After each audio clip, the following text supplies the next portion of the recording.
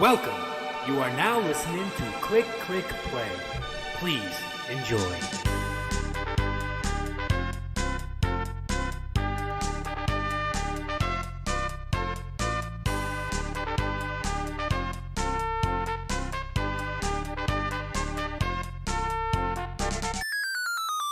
Fight! Hello and welcome to Click Click Play episode 65 with me, BiggusBennus. We got Jordan Reese and we got the newest member of the Beatles, Andre. That's quite a haircut there, Andre.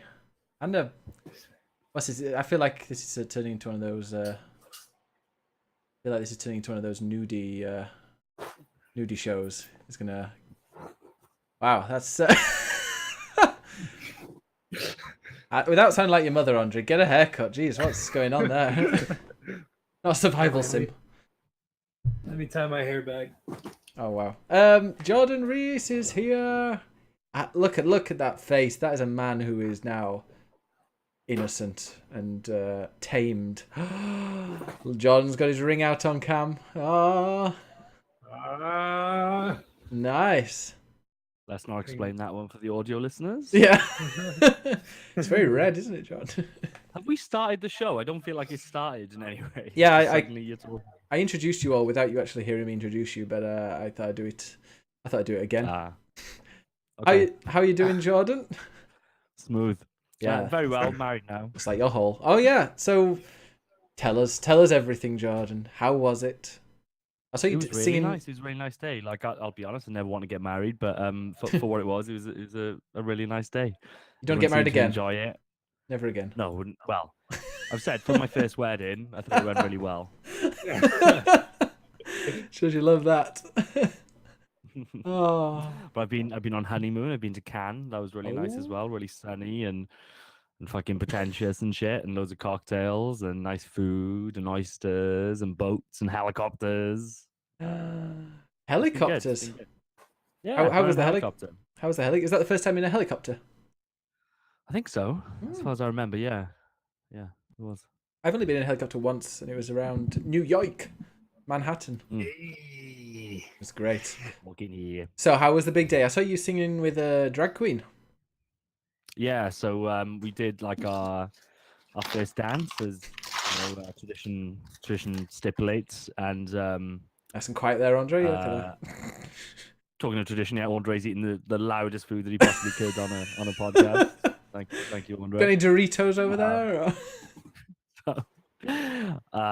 Did our first dance, and just coming towards the end, the music starts changing, and Laura's looking at me. She's going, "What's going on? What's going on?" I'm like, "I don't fucking know, bitch. What the fuck is going on? Like, what are you doing?" And then suddenly this drag queen just fucking bursts through the door with a big ginger wig on, and just starts tearing down the house and like swearing at kids and. Sounds like this sounds like your perfect wedding, Jordan. I was totally up for it. Like I was the one that floated the idea of a drag queen early on, and it got poo-pooed, and then somehow she managed to get it done without me actually knowing about it. So I was really happy with it. It worked out well. Brilliant. Oh wow! And I saw you stole her wig. She gave it to me. Oh It nice. was always consent. Yeah, good. Drag queens can be fun. Swearing at kids. That sounds brilliant. That sounds like my type of drag queen. I don't know how she identifies, but I was obviously. We lost you for a bit. I was like really shocked, and then they had a microphone. I tried to take it away, and they just looked at me and said, "Fuck off." I'll just go and sit down. As it was my fucking day or anything, I'll just go and sit down. Brilliant. Cool. I think drag queens normally say he, isn't it? Because it's not really. It's like fancy dress. I've encountered some drag queens who do identify as female, so I'm always cautious about that one. Yeah.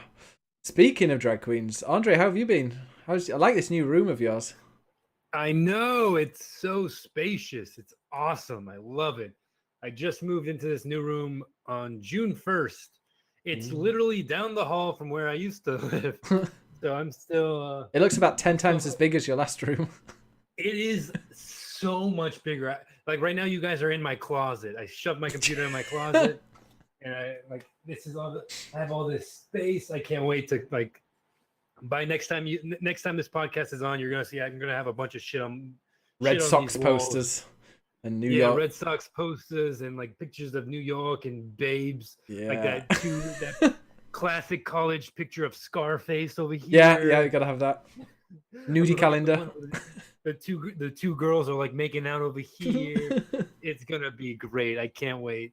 Oh. But yeah, I haven't been on the podcast in like months. It feels. You were on 2 weeks ago, Andre. You were on 2 weeks for 30 seconds, I want to say, in a car with ladies. Oh yeah, I was in California. Mm. Yeah, I thought I was gonna have time to be on the podcast, but they're like, "All right, get in the car." I'm like, "Oh, this is happening now." Yes, mistress. And yeah, exactly. But yeah, I've been to California a lot. I've been hanging out here. I've been, just hanging out. Yeah, just doing your thing. Yeah, not much has changed. I haven't gotten a haircut yet, as you can see by the fact that I tie it behind my head now. It's a nightmare. Wow, it's bad. I actually watched a documentary on New York last night. Really, I'm so sorry to hear that. 102 Minutes That Changed America. It was a really good one.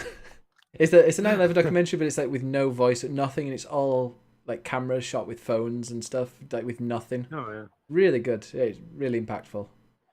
That's interesting. You have to send me the link to that because I hate New York right now. So yeah, I'm just like, yeah. Oh yeah, and next week's my birthday. So yay! I'm gonna be 27, and I'm preparing. I have the entire week off. I'm going to Florida. Oh, never mind. Shit. Hopefully my brother's not in the.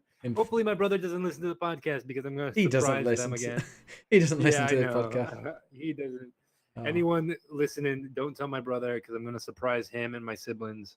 Oh, I love if he just popped up now. 27. Yeah, I would be so pissed. Yeah, I'm turning 27. I'm a fucking old man. I'm gonna die at 32. I'm calling it. Yeah, 32 and done. Isn't it 27 club when you're a rock star? Living in New York makes you 27. Oh, that'd be so great. James Wiles in the chat says, "God, I remember 27. Was it like last year or something? Yeah, I remember 27 2 years ago." John, how old are you? Oh, good. You're older than me, aren't you? Or are you younger? Fucking 31, man. Oh man, you got 3 more years in you, man. You look like you got 3 more good years in you, and then you just fall apart. Fuck this podcast. Like I've always grown up feeling quite young. I've always been like quite young in my gear. I've had like an older sister, and now with you guys, you're like, oh yeah, fucking. Is your wife older? 26. 20 Fuck you. I'm 31. How old's your wife? Hey, 16. 32. Just turned it. I'm still a toy boy. And to be fair, like I keep on reminding her and other women in my life. For men, like you get to 30 and fucking everything just gets better and better, like a George Clooney. And then you look at women and just fucking like 30 and beyond. Hey, Jordan. Territory, man. Down fucking hell. Jordan, let me stop you. You're no George Clooney. You're no George Clooney, all right? Like a Ron Weasley. Yeah, no, I don't know him, no. I don't think anyone who's on a podcast is a George Clooney-like ever. Yeah. You've seen Jim Sterling. When I was in Cannes, there was like a cardboard cutout of him and Brad Pitt outside the oyster bar that I went to. So I feel like I'm kind of in similar circles at this point. I actually, I saw you in a Were you in a Marilyn Monroe picture or something with your head? Yes. Yeah, that was a great one. I used to teach a male model, and he was like, his girlfriend was also a female model, and he's like, yeah, when you're a male model, you've got work until you're about 40, whereas when you're a woman, like when you're 29, 30, when you're about 30, it kind of like work just dries up. So yeah. Miko Literally. in the see that just boom, get out. Miko. Oh no, my cunt fell off. Miko in the chat said, hey Andre, have you been to the Coyote Ugly Bar? Of course. That's the first place I went to when I moved to New York. Did you dance on the bar? We've actually got one of those in Cardiff, so it's not that exclusive anymore. No? Yeah, we have a Coyote Ugly in fucking South Wales, man. Really? Is it in the place where that sports bar used to be next to the cinema? No, it's not, funnily enough, no. It's somewhere else, and so is Repulsive. Before that sports bar, I went to Hooters. Yeah. This is like 6. Well, not me, but I went there with 5 really camp gay guys to Hooters. It was hilarious. I had a woman from Rhyl. Is it Rhyl in Wales? Rough as hell. But she had a dodgy knee or a gammy knee, as she said, and sat down on a chair next to us while taking our order. She was like, And then after a bit, she just chatted with us and sent her order. And then she chatted and was like, "Oh, I've got a real gammy knee." And then like something like a bell rang, and she's like, "Oh, gotta go." She's like, "I gotta go dance now." And she went and did the YMCA. I was chatting up a girl from Rill once, and I said to her Last week. Rill. Oh, I said, "Where are you from?" She said, "Rill." And I said, "Oh, Rill, town famous for really good rugby players and beautiful women. What position do you play?"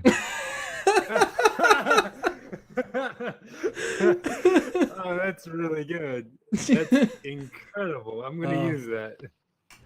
But Jordan, I've Obviously, got. you need to change the name of the town, yeah. Yeah. Jordan, Like, I've. you're from Miami. And probably not rugby. Rugby's probably not going to go down that well, but American football. Yeah. Hey, Andre, there are 6 letters in your alphabet. IC. Oh, URAQT. Hey, Why did you start with IC? No, because I forgot how I was. ICUP is what No, you yeah. No, I see you in bed So- with me. you meant to say, "Oh, 6, but that's 5 letters," and I'll say, "I'll give you Oh. the D later." I heard that Call earlier. you out on that too. Oh, I didn't know whether you'd noticed or not. As the No, American and I'll that. give you another chat blind. Hey, Matthias is in the chat. This is where I heard it from. And I Yeah. said I was going to use it.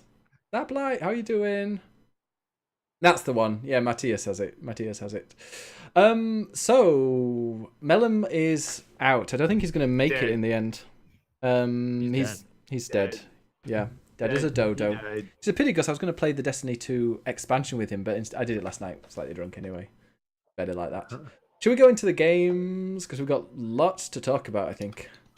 James, I'm going to make this intro eventually. Jordan, do you want to give us a I've little... got a fucking intro for that. I know that we have an intro because we play it. We've played it on multiple shows. Why are we not playing it right now? Because I accidentally deleted it and Andre didn't have a backup.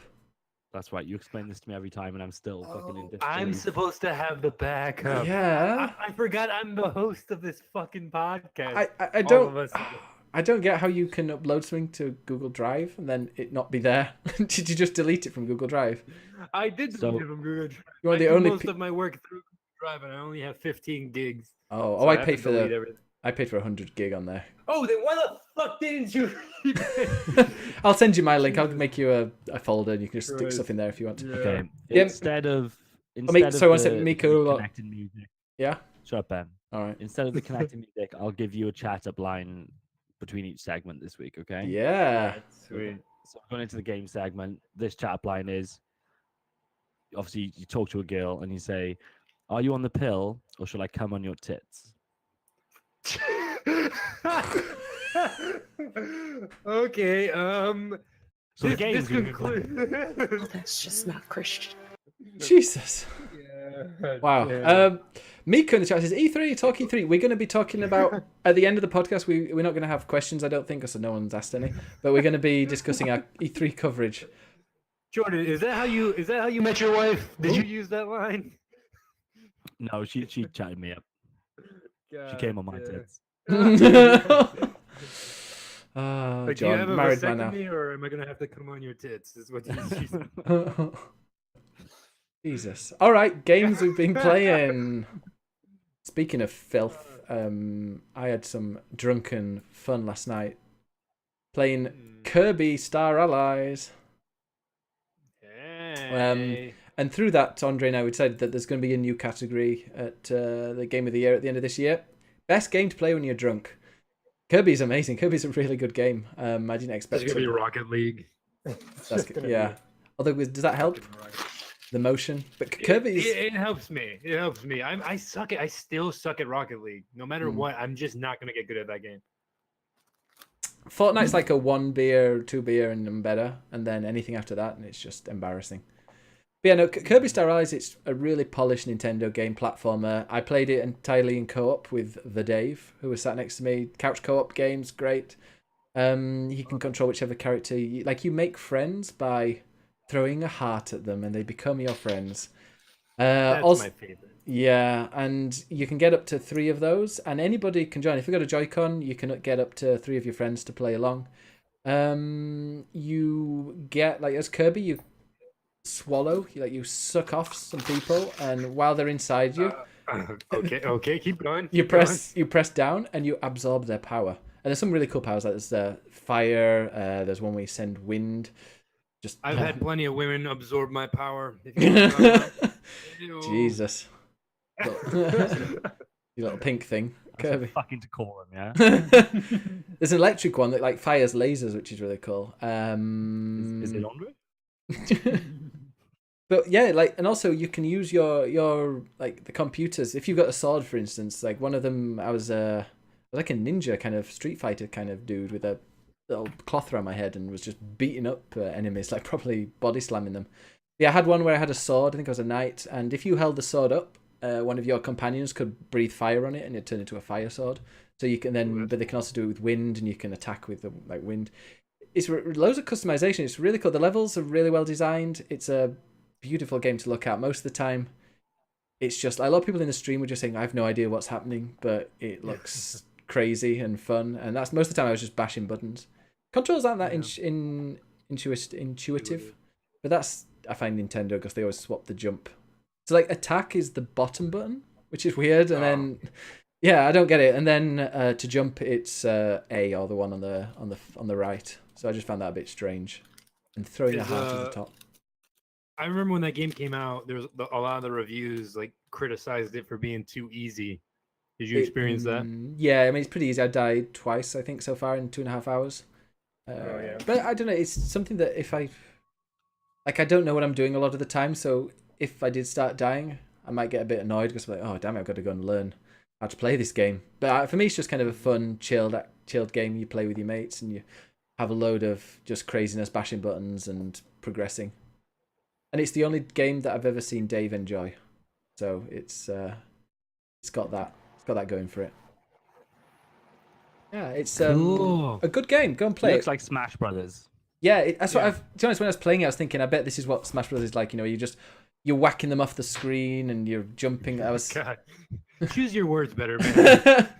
You're whacking your little pink thing on the screen, a little round pink thing, and yeah, I really enjoyed it, and it's fun. It's filth. It's pure porn. This game, like, there are certain areas where you get your 4 friends and you make friend circle. Now, friend circle is where you like grab an end of each of you, and then the one at the front grabs the one at the back. Human centipede. Yeah, pretty much human centipede, and you roll down a hill, smashing blocks and stuff. The other one is a friend bridge, where you it's like the human centipede but with 2 ends, and you can control the bridge to go up and down. And I think the friend kite, which go to youtube.com/BiggusBennus and find out what that friend kite is. It's pretty Go awesome. on Pornhub and look up friend kite, and you'll find some weird stuff. Miko in the chat says, "Oh God, that part." Yeah, I was wetting myself with the friend circle. It's Oh God, a your fun choice game. of words. I was wetting myself in that friend circle. Moist. Yeah.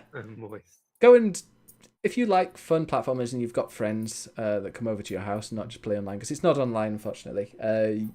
It's a great game. It's a great party game. I'm going to get loads of use out of that, I imagine, even when I finish it. Like, when people come over, it just seems like a perfect game that, even if you don't play video games, it's one that, be like, okay, that's jump, that's attack, move with that thing, and there you go. Yeah. Well, I have no friends, so I'm probably not going to pick it up. What do you, John? Why don't you and your wife play it, Jordan? Ooh. Because I like it. It's a Kirby game, and because it's middling, and because it's like 50 quid. Yeah. Because there's fucking a plethora of better games to be played. But other than that, yeah, we'd probably consider it. It's also a very, very polished game, but that's like Nintendo. Which I'm not used to these really polished games. Playing things like Detroit. Yeah, you're used to playing really shitty. I played PUBG recently. God damn, man, I love PUBG. I came around on that game so much over the past year. This has really You're changed. fucking hipster. The server load has halved, I think, in the last few months. It's basically what we predicted last year with Fortnite is fucking dying. I think that the dev came out this week saying, yeah, we haven't really done what we need to do in terms of stability improvements, etc. And it's like, yeah, no fucking shit. They did. They were like hot shit for a minute, and they felt like they could just like coast. They're like, yeah, we're number 1. We don't have to worry about anything. And then Fortnite comes along, and it's just like, And then their Epic launch. Games comes along and says, "Oh, Yeah. we'll do that." Speaking God of Fortnite, damn, by the way, that's in crazy. the chat we've got Matthias Kippen, who is I think number 1 in the EU or number 3 in the EU of Fortnite, a pro player there. Wow, Does good he for play you. with Drake? Yeah, you need to play with Have you Drake played and with Drake? or Martin Haller. I think he's a famous Norwegian person. Ooh. Being a famous Norwegian person is like being a. Oh dear. Okay. Oh no, what's coming? It's like being head boy at a special school. That's what you were going to say, wasn't it, Andre? It was. It was. Hey man, you're number 1 in the Special Olympics, though, right, man? Jesus Christ. Hey, congrats. Oh my god. You have head boys in the States, Andre. I've Head never boys. even heard of head boys. Head boy's what you order, isn't it? I'm You sorry, let's get not on explain what Grinder a head and boy is, then. I really need to know what a head boy is at this point. No, He's a head boy in a special school. Yeah. God. oh god. Apologies to everybody. Oh god, it's a good job I'm not like a partnered super watch streamer. I'm gonna get bloody banned. Oh, thank Jeez. God. Thank We God. will Thank God all- I'm not successful. Oh yeah. Oh my. I thank God I'm not successful every day. I wake up in this shitty apartment. I'm like, oh man. Shit, thank it's the God I'm not palace. rich and famous. Oh yeah, it is pretty nice. New Oh, York. God, I'm so happy here. I imagine what you pay for that is what I could like in real. You could buy a castle. You can honestly, yes. My parents pay less for their mortgage for their 2-story house with a pool next to a good school. They pay like a little less than me. Wait. But my brother's calling me right now, and I think it's because he just heard the news on this podcast. God Really? damn it! He's not in the chat, I don't I think. think. Let No, me see. right? I can see who's in the chat. I can see who's lurking. He's not. No. Okay, sweet. Just coincidence. Sweet. All right. Anyways, PUBG. what's it called? Yeah, what are we talking about? Video games? Oh yeah. I beat Evil Within 2. Evil Within 2, my God, is leagues better than Evil Within 1. Really enjoyed it all the way through. I thought, actually, never mind. I thought it was a little long. It could be 4 hours shorter, and I would have been I would have been so satisfied.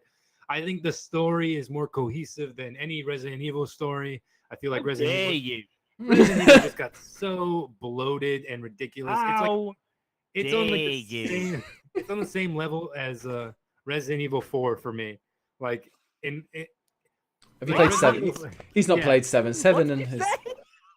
I think the storytelling in Evil Within 2 is almost, I'd say, even better than, because Resident Evil 4 was just ridiculous. Resident Evil 6, let me just go on record by saying I think Resident Evil 6 is an all-round bad game.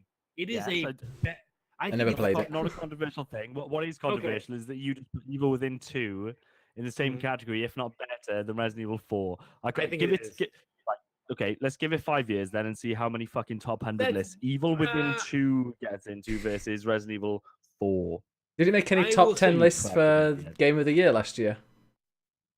I What's didn't up? think it was. I don't even think it was considered for any Game of the Year. Like I was listening to Evil Giant Bomb. I didn't think it made it into like Oh no, for sure. a long list. But like, but the thing is, like, that game is just like a perfect. Man, that game just like satisfied me so much. It was so fun and so scary at times. Again, it was a little long. You I didn't- played Resident Evil 4, right? I have not recently, but like the thing is, it's like Resident Evil 4. What it does have is like I felt like everything mattered. Everything.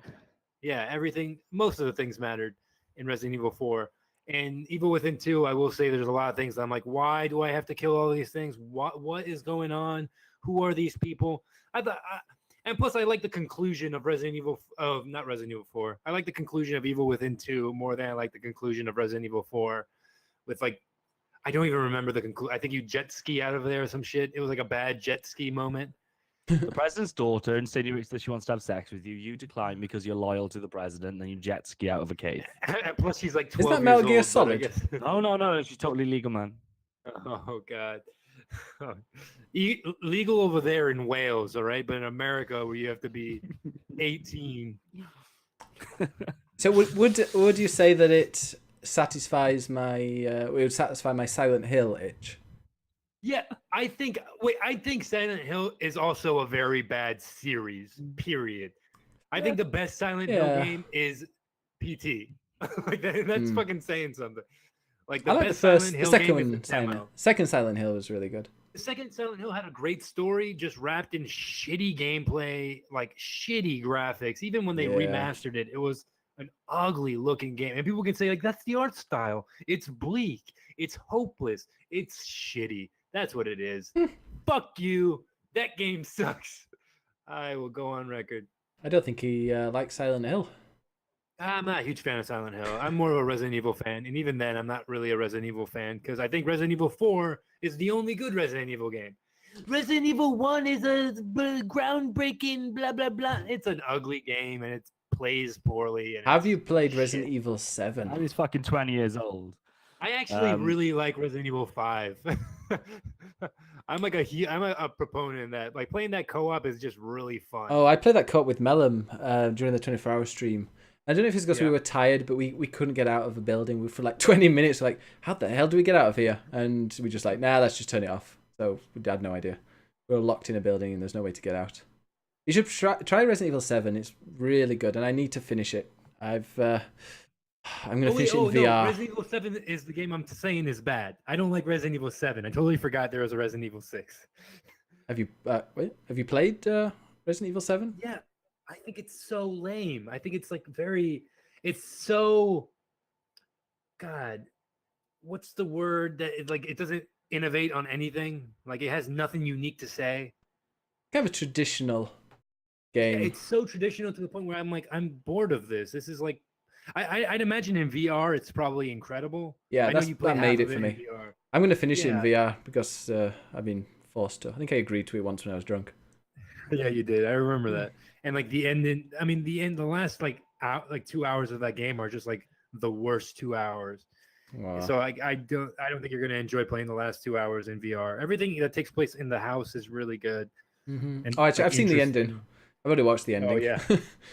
Oh god. And it just seemed like jump scare after jump scare. So either I'm going to be a complete wreck and like having a heart attack on the ground, or I'll just be completely numb to jumps. I'll watch that. That sounds like it'd be fun. I need to get the fan out though, because geez, when I stick a VR headset on, it just steams up, and with the weather we've had recently, so humid, cannot be doing that. Someone in the chat goes, "Is that guy Welsh?" I know he's from New York. Hi, from New York, everybody. Can you do a Welsh I accent, block Andre? people. Yeah, I can do it. I thought I had like mod responsibilities in the. Oh, I in the reset chat, loads why of not? people's mods. Can you give mine back, please? Right, who are you banning? Oh god. You have to say hello. You have to say hello for me to mod you, John. Oh, I can't because you're not a subscriber anymore. Oh my Damn it. god. Got to be a subscriber to be a mod. Anyways, I beat Assassin's Creed Syndicate. I'm always a year behind on Assassin's Creed, and I decided to Syndicate, play oh. Syndicate. Yeah, and I beat it. It's an alright game. It's probably up there as one of my favorite ones. I think it's just an Assassin's Creed game, and that's what I like. I like going around freeing people and then just killing a bunch of people. It controls shitty. The running around is a downgrade from Unity, but I prefer this game. I can't wait to play Origins in 2 years or in 1 Ooh. year whenever Odyssey comes out. This year. So as much as I'm loath to fucking talk about an old Assassin's Creed game, because what could be more boring than talking about an old Assassin's Creed game? I would have What- done. Yeah. What I will say is quite interesting about Syndicate is that is very much the last of probably the kind of OG generation of Assassin's Creed games. Clearly, they changed it up with Origins, and we know that Odyssey is coming out this year, which is really fucking odd name, isn't it? Yeah.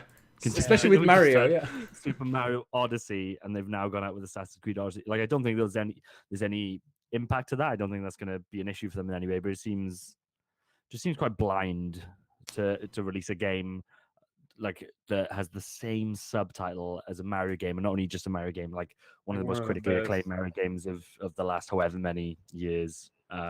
Seems a bit odd to me. Yeah. Give me that Odyssey game, Mum, for Christmas. All right, then. What the hell's this? Allah! Jesus. Yeah, but that I'm a huge fan of the old style of Assassin's Creed. I mean, I've only played what's the new one, Origins. I only played Origins for like 30 minutes, and I wasn't like a huge fan of it. But you know what? I can't wait to give it a try next year because I like being a year behind.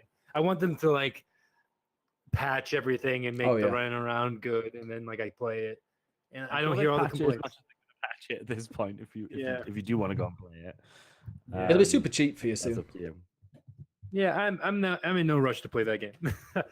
But other than that, interesting with this latest one, they're talking about introducing like dialogue choices and stuff, which I think is probably the right decision. They need to just be bold with that series. Like all the stuff that people have taken away from Origins, which is good, is where they've kind of borrowed from other genres of franchises and tried to build on that stuff.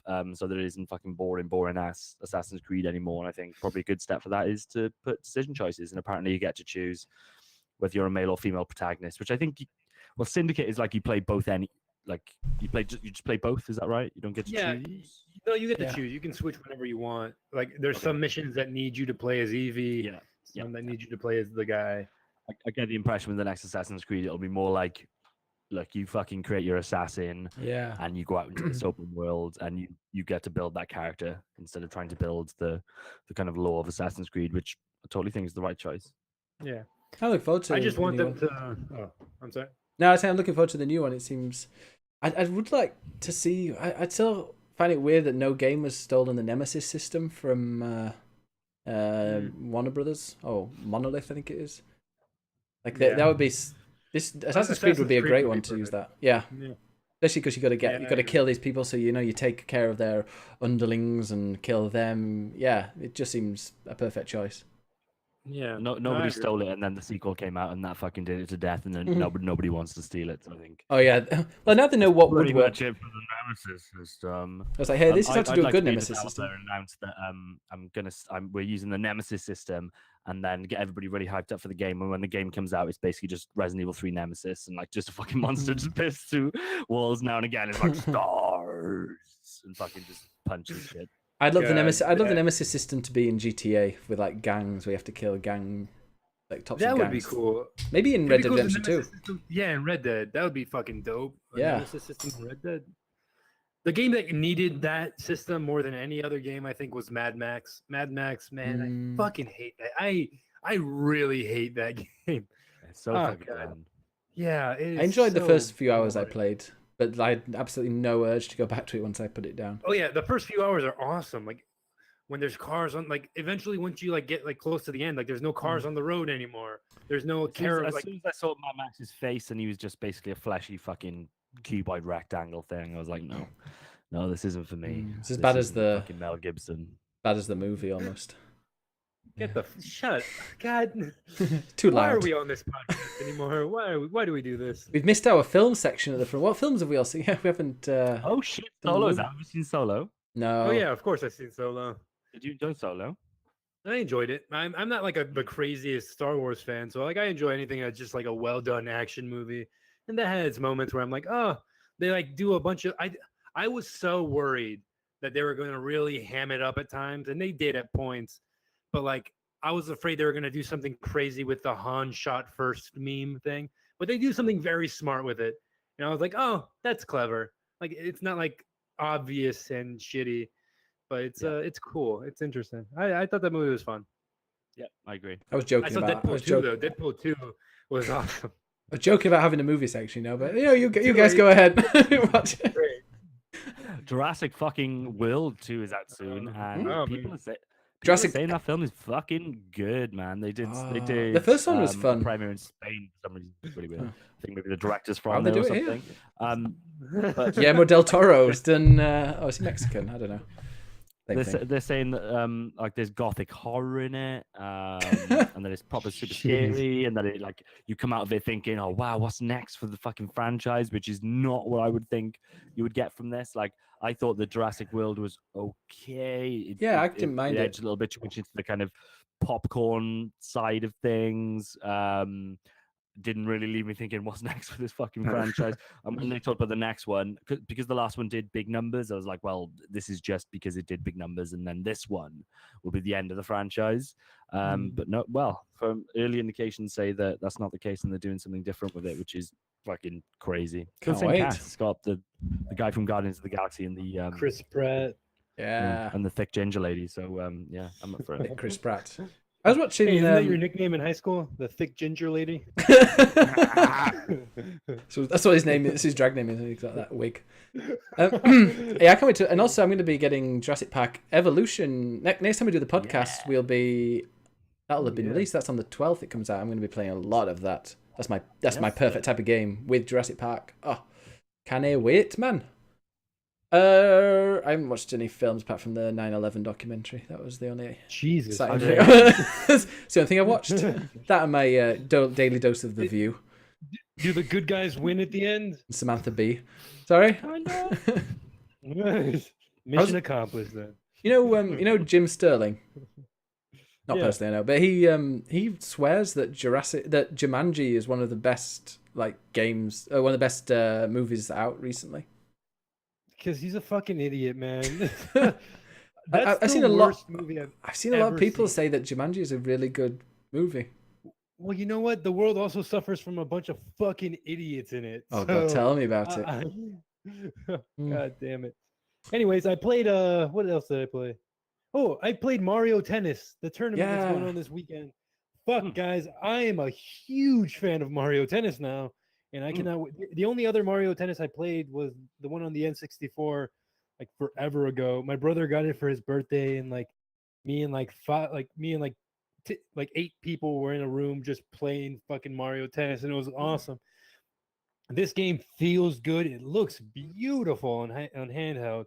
I can't wait to connect it to the TV and look at it. But it's really fun. I played online. It was stable. I played with bots, and it was fun. It was challenging. It's like I haven't played a good tennis game in a while, and I love tennis games. So this is gonna be fucking great. I really recommend playing the demo right now. How long's it running till? I think tonight. I think it ends tonight. I might play a bit. Download it now. No, it sounds good. I love tennis games. Tennis, I despise it. It's the most boring sport ever. But tennis games are great fun. You're like Formula One, you fucking dick. I can't defend Formula One. I can't defend it after the last race. That was so boring. Oh, it was in Monaco recently. That was just Jesus boring. Yeah. Anyway, so I played one match of Mario Tennis, and I was like, yeah, totally, I'm into this. I like tennis games. It basically goes back to Pong. It's the same fucking shit, and it's really fucking good. And this is seemingly a good one of them. One thing that stressed me out a little bit was the whole racket, breaking racket stuff. I'm assuming that they'll balance that well, and that'll just be a cool little strategic thing to consider. But as soon as it introduced that, I was stressed. I was like, fuck, am I going to break my racket? It's like Zelda all over again. Shit, I got racket degradation. Degradation. I just worry, you could be winning fucking, I don't know how tennis scores work, but 12 games to 15 sets to one match or whatever. You could be winning and then break the last racket and then suddenly you're out. That stresses me out a little bit, but I'm sure it'll be fine. I'm sure that's just an undertow of strategy that we'll just get used to. And hopefully it won't be the multiplayer Nintendo games, the Mario Karts and stuff like that tend to have a habit of cheesing it a little bit and wanting to remove a bit of the competitiveness out of it to make sure everyone has a good time. So hopefully it's not like that. If it is full on Mario Kart, God, if it's just brutal competitive online, I'll be fucking so up for it. Yeah, you know how modest I am. When's the full game out? I don't know, but 29th, I played June 29th, I think. Oh yeah, I played a tournament mode in this, and it was a huge bracket, and it was a bunch of people on it. I got to the third one, and then I finally lost. But I think that's so cool. That aspect of it looked awesome. There were so many people you had to play, and it was really challenging. And I don't know, I know this game isn't going to be like ARMS. That's what I was afraid of. But I hear this one has a cool story mode, and I'm excited for any type of story mode nowadays. So I'm excited for this. Yeah, I'm going to definitely play it. Is the thought that there'll be a large scale tournament mode for the multiplayer with the main game? Yeah, that's basically that's what cool.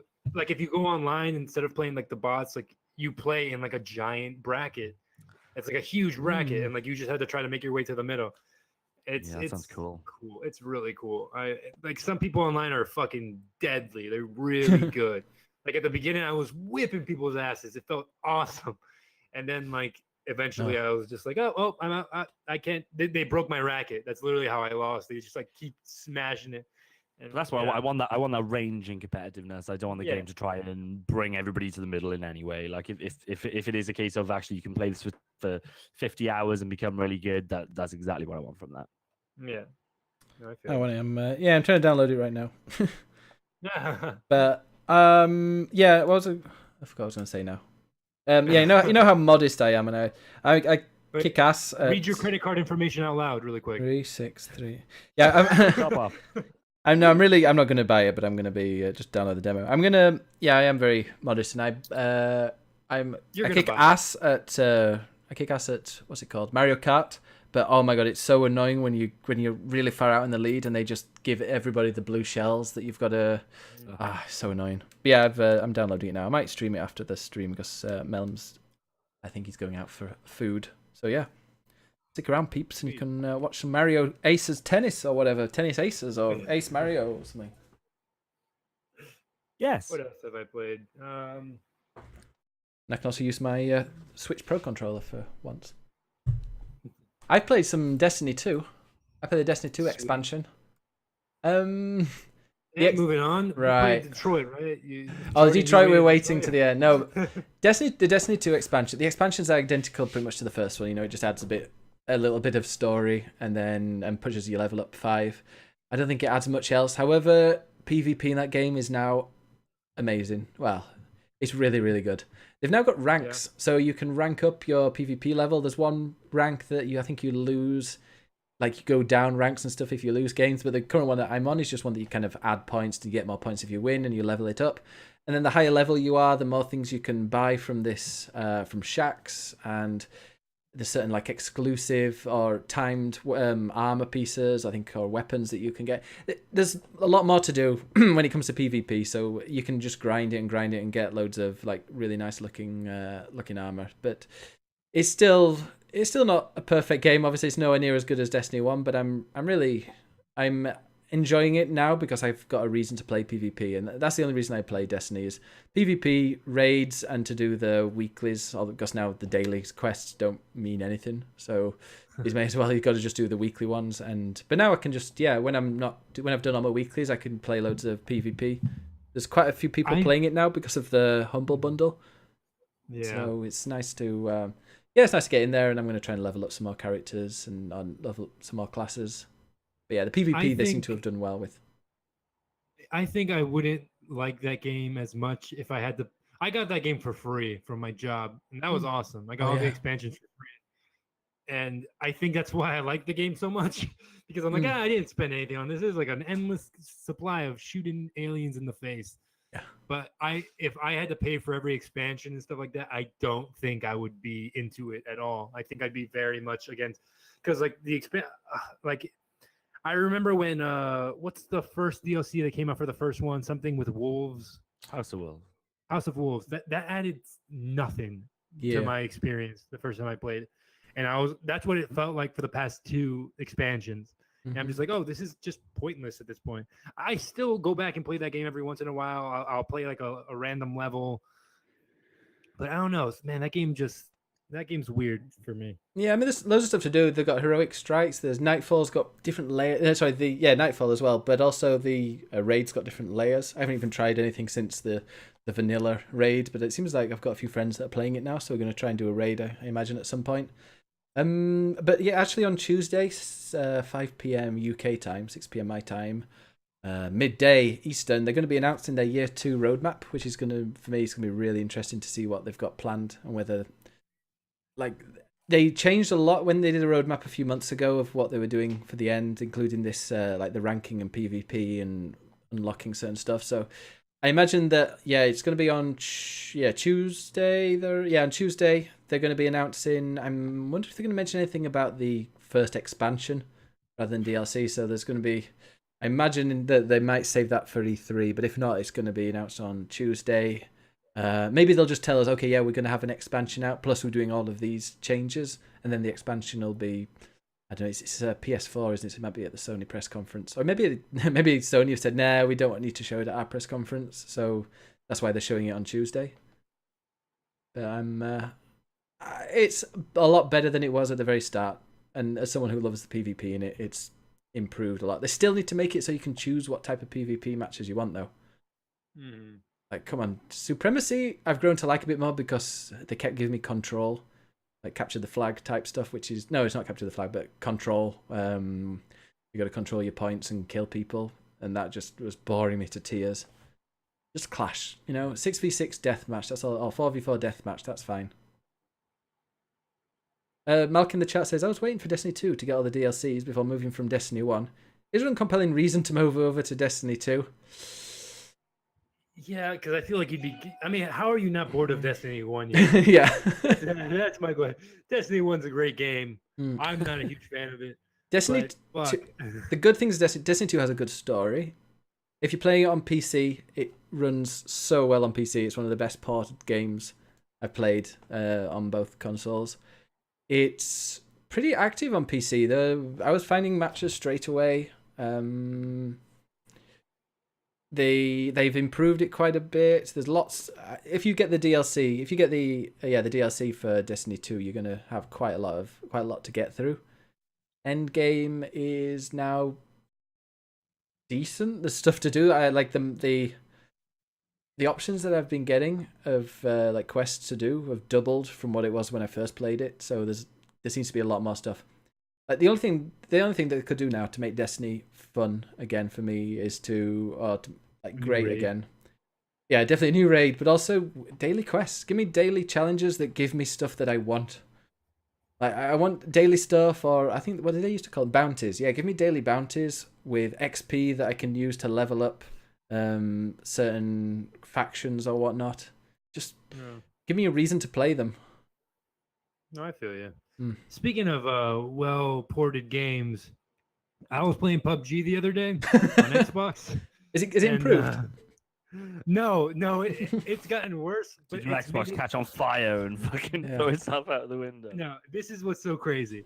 All right, every match I play of that game now, it's like a new meta to it. So you jump out of the plane and you just go down as fast as you can, all right? Before any of the terrain is loaded. All right, so you're on the ground and you can everything is just, I mean, the floor is there, but there's no buildings, there's no nothing, there's no cars, there's no nothing. But you can see that there's guns on the ground.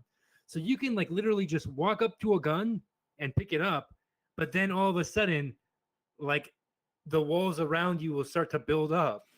So like you just walk straight and just pick up a gun and not be able to move. And then it turns out you're inside of a building that hasn't loaded yet.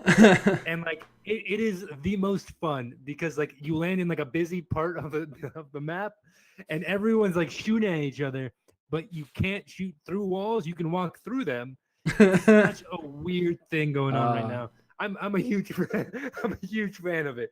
It's fucking ridiculous. I was playing got it on my head. PUBG with Duckman Live, who's another streamer, and we were a team, I think. Yeah, it was me, the two Thunder Boys, and Cat and Dugfin, and we all landed, but for some reason for Dugfin, nothing loaded for him except the ground. So we were all going into buildings and stuff, and he could just see us like kind of walking up in the air and coming back down, and that was the entire game. Yeah. But then he didn't know he couldn't like hide behind anything when he got shot. So like at first I thought, he's got a real cool advantage, but no, he ended up dying like first. But he's just saying like it's like before civilization came, this is what it looked like, just completely. That's like the first 5 minutes of each match, and it's so funny. I'm just like cracking up because my character is just like glitching on the ground because the floor hasn't been made yet, and then like the floor gets made and my character gets shot up to like the third floor. It's ridiculously glitchy and it's an abomination. It's kind of funny. Have you tried the new map? Because the new map's loaded in. The new map's been added to Xbox.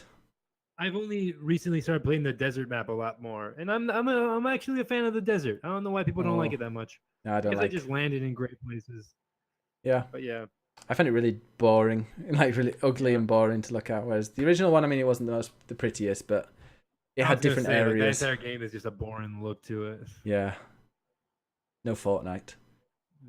Yeah. I think Fortnite's going to come to Switch, they announced. Oh, they didn't announce it, but it leaked. I am looking forward to playing that game on Switch. At work. It's going to be great. All right. I think we need to. I think that's it. No one's played any other games, have they? Well, we played an interactive movie, didn't we, Jordan? Metal Gear Solid 4. No? Yeah, is that a game? Oh yeah, 5 or V is one, so 4 must be.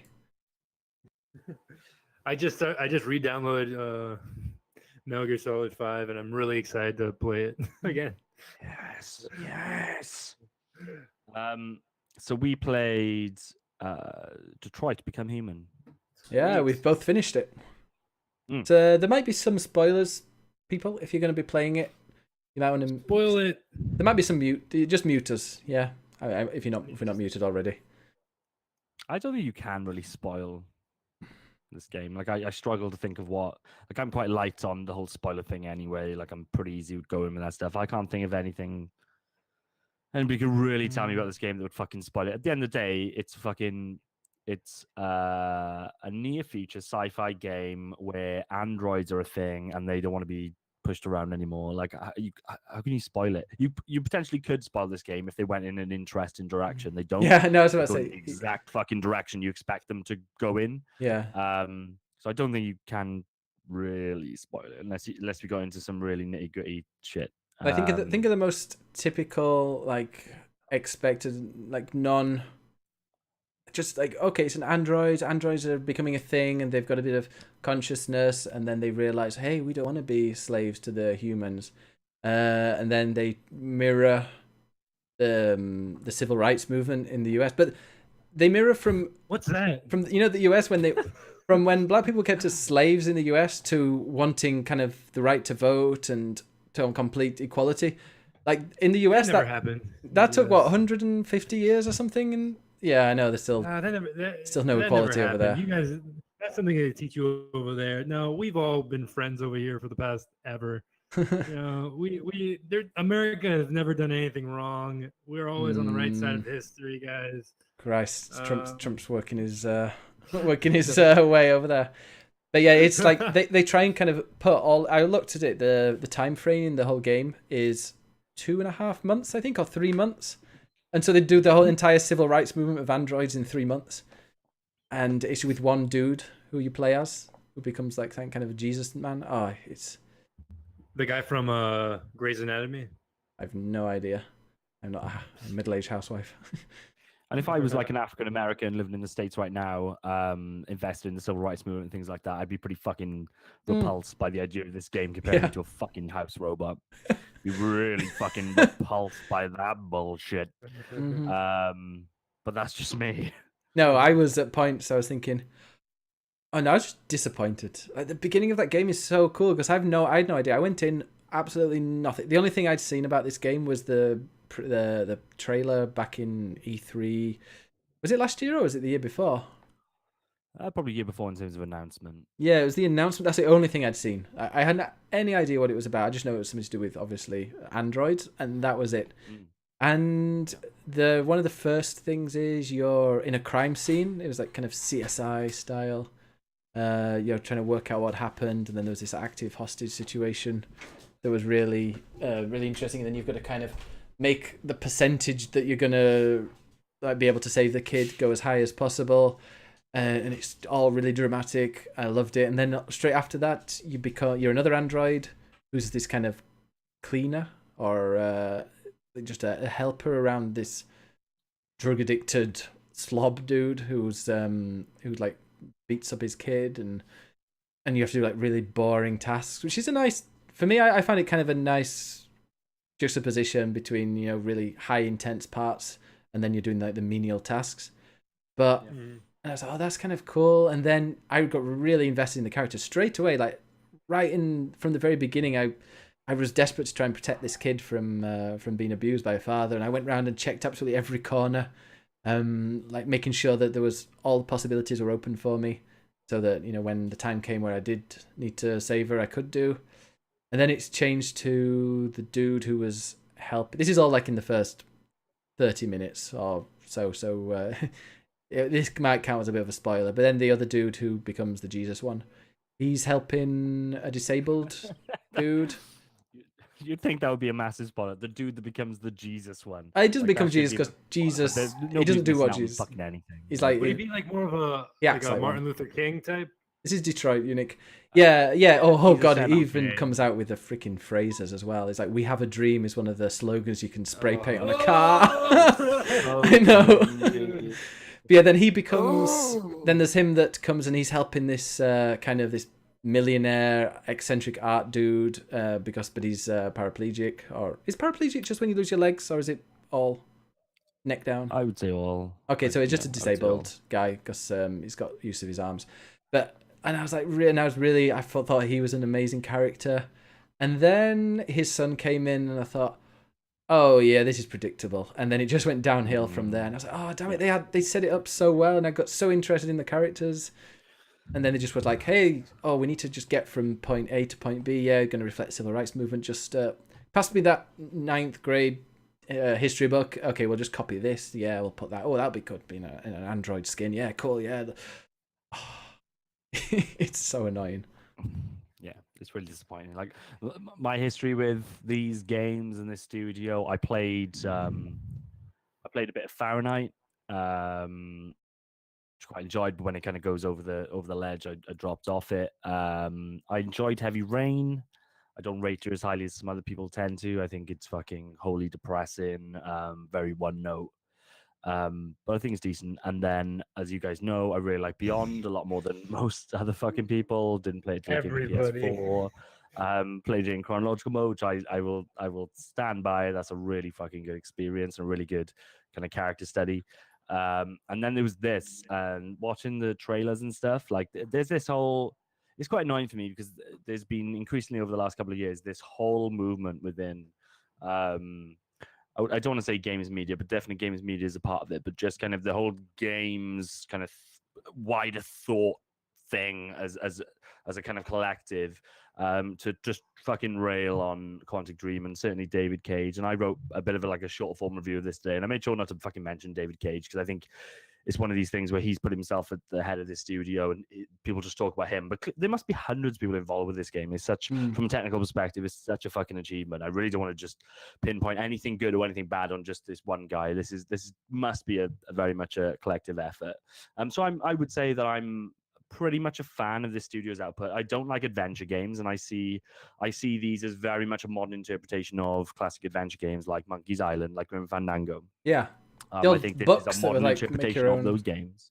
Yeah, make your own story. Turn to page 233 if you go into the cave or stuff like that. It's really old school, very old school game. So when you kind of see these, and you don't see it as much now. You certainly saw it during the last generation with Heavy Rain and Beyond, where people are criticizing it from well, it's not a game. You're just making choices and stuff like that. Like, I totally fucking reject that stuff. That doesn't make any sense at all. This is just a modern interpretation of these games that we hold as classics. So I don't think there's any issue there. And when it came to this one, they started showing. I think the first thing they probably ever showed was that first scenario where an android is the first thing they ever showed was a short that they made, which realistically didn't ever insinuate that he was going to make it into a full game. But they showed Kara, who's the housemaid robot, and she's in a manufacturing facility, and they basically used it as like a technical demo to show what they could do with the way they could animate faces and just from a graphical perspective and stuff like that. And it was just this girl who was in a robot factory and showed the kind of the emotions that she could tell. And it was quite, I can't remember the exact details of it, but I remember it being pretty fucking sad. And then it turns out that whole thing becomes this whole game, and they've made this world in Detroit, which is known for Andre, correct me if I'm wrong, I guess, what's Detroit linked to? I guess some kind of industrial... The automotive industry, yeah. Cars, cool. So I guess as soon as cars kind of moved abroad, then that whole city probably closed down. Yeah, it is. In a way. You can buy a house in Detroit for like dollars. Yeah. So it kind of plays on that stuff where there's been this new industrial revolution there, which is on the back of these robots that have been made. They've got really robust artificial intelligence, and they can do a whole load of different tasks. So they could be just a housemaid. They could be a fucking sex robot. They could be your security. They can be pretty much anything. The artificial intelligence they have is really fucking robust, and you can program them to do anything. Which Can you have I think sex with robots in this game? Oh yeah. No, you can't in this game, but it totally suggests that a lot of people are having fucking lots of sex with robots. I don't fucking think. I am not sold Yeah. yet. Let me talk to you about Mass Effect. So, it's got all that thing going on. I thought that was pretty cool. Like I said, it seemed like video game culture was very much against the studio, against David Cage, and I didn't really see why. A lot of criticisms around his writing not being nuanced enough, and then they did a trailer which showed the situation where you're playing as Kara, but there's potential kind of domestic assault going on, and people were straight kicking off saying, you know, this guy hasn't got the subtlety to do this, this is problematic, all the usual bullshit that people want to throw in our way. Yeah, stop censoring stuff. Exactly, yeah. Like, if he's going to fail, let him fucking fail. And in my mind, he's failed, but not for the reasons they thought he would. But again, I was all for it, and I thought they could tell a really good story. The fucking big issue with this game is that they go deep on the whole civil rights stuff. Like, you could tell they've got everything that they need to do. They've got clearly they've got crazy tech, and we know at this point that the Sony, like, I don't think they own Quantic Dream. I might be wrong on that, but regardless, they're treated as a first-party studio, whether they are or they aren't. And Sony are doing this whole thing where they share the technology between the studios and make sure they maximize their fucking output, right? So these guys had a hell of a lot of resources, a hell of a lot of money put into them, and arguably a lot of talent there. Now, some people would argue that they don't have the fucking talent at the head of it, and at this point, I'd probably fucking argue the same. But going into this, I was like, these guys have everything to knock this one out of the park. There are moments in this game which I think are fucking outstanding. That made me feel uncomfortable in a good way. It made me feel really fucking emotional. And at this point, when it comes to video games or films or any kind of media, like, it takes a lot for me to feel any kind of connected emotion. And there are parts of this game where I definitely felt that connected emotion. So when you talked about that abusive guy earlier, there's a part in this game where that guy's clearly going to abuse this little girl, and you're standing there as a robot. And it feels like it's a choice as to whether you're going to intervene or not. And at that point, I struggle to think, outside of like big fanboy moments where it's like a big franchise that I give a shit about and something's happening, I'm like, oh fuck, they did this. I struggle to think of something in video games which made me feel as connected as I did at that point, to think, fuck this guy, I want to go up that fucking stairs, I want to beat his ass and get that girl away. And they managed to pull that off. And there's a couple of different things strewn throughout the story. It's about 11, 12 hours long, something like that. I heard somebody tell me it's 25. Fucking nowhere near that long. I guess there's replayability and stuff, but in terms of a playthrough, I reckon 10, 11 hours, maybe 12. So there are some stand-up moments, and also in scenes, in certain parts, this is the most photorealistic game I've ever played. Some things in this game look fucking, I'm literally looking at it and thinking, shit, like, if you told me that was a real photo, I'd potentially believe you. But I think it's got a really cool style. It's photorealistic, but it's also got a really cool aesthetic to it. Kind of really, I think I heard the Giant Bomb people describe it as clean futuristic or clean. It is like a clean future. Everything's all blue lights and glass. And everything's like really well kept, and it's all, you know, all these like corners, and there's nothing old fashioned in looking at it, and it's all kind of dark and sort of blue tint to it, except for some really bright colors that would help things stand out. It's got a really nice style to it, which I mentioned it on in a stream once, not in the podcast review, but I prefer the art style in this to something like God of War, which I think was a bit mixed. Like in different areas, the colors and stuff were they didn't seem like harmonious. Whereas in this game, it just seemed really. That's one thing I think this game really has going for it. Cool. I think the art direction is really solid, and I think it would be really obvious if the art direction fell down with this game, because the from a graphical technical perspective is so strong, but it definitely manages to hold up. So that's all fine from a technical perspective, no issues. Played on a pro, had a couple of frame rate hiccups here and there, which is odd because the game is. How loud is your PS4? Like the other ones. I had headphones on and I took my headphones off for a second. I was like, "Geez, this is so loud!" Like it was about to take off. Oh, in terms of the noise, I Yeah. guess what didn't make too much noise in this one. God of War was the big one for me, but still, it like from a technical perspective, yeah, totally. I think it's up there with the other kind of big PlayStation exclusives at this point. But where it really fucking falls down is just the storytelling, and I think this criticism that's being landed on David Cage in terms of, you know what, you haven't got the nuance to fucking tell the stories you want to tell. Yeah. I'm sorry to say, I think I was probably wrong. Like, as much as I thought that was just a knee-jerk reaction to the things that he was trying to do differently from playing this one, I'm like, how the fuck did you think that this was the right story to tell? Yeah.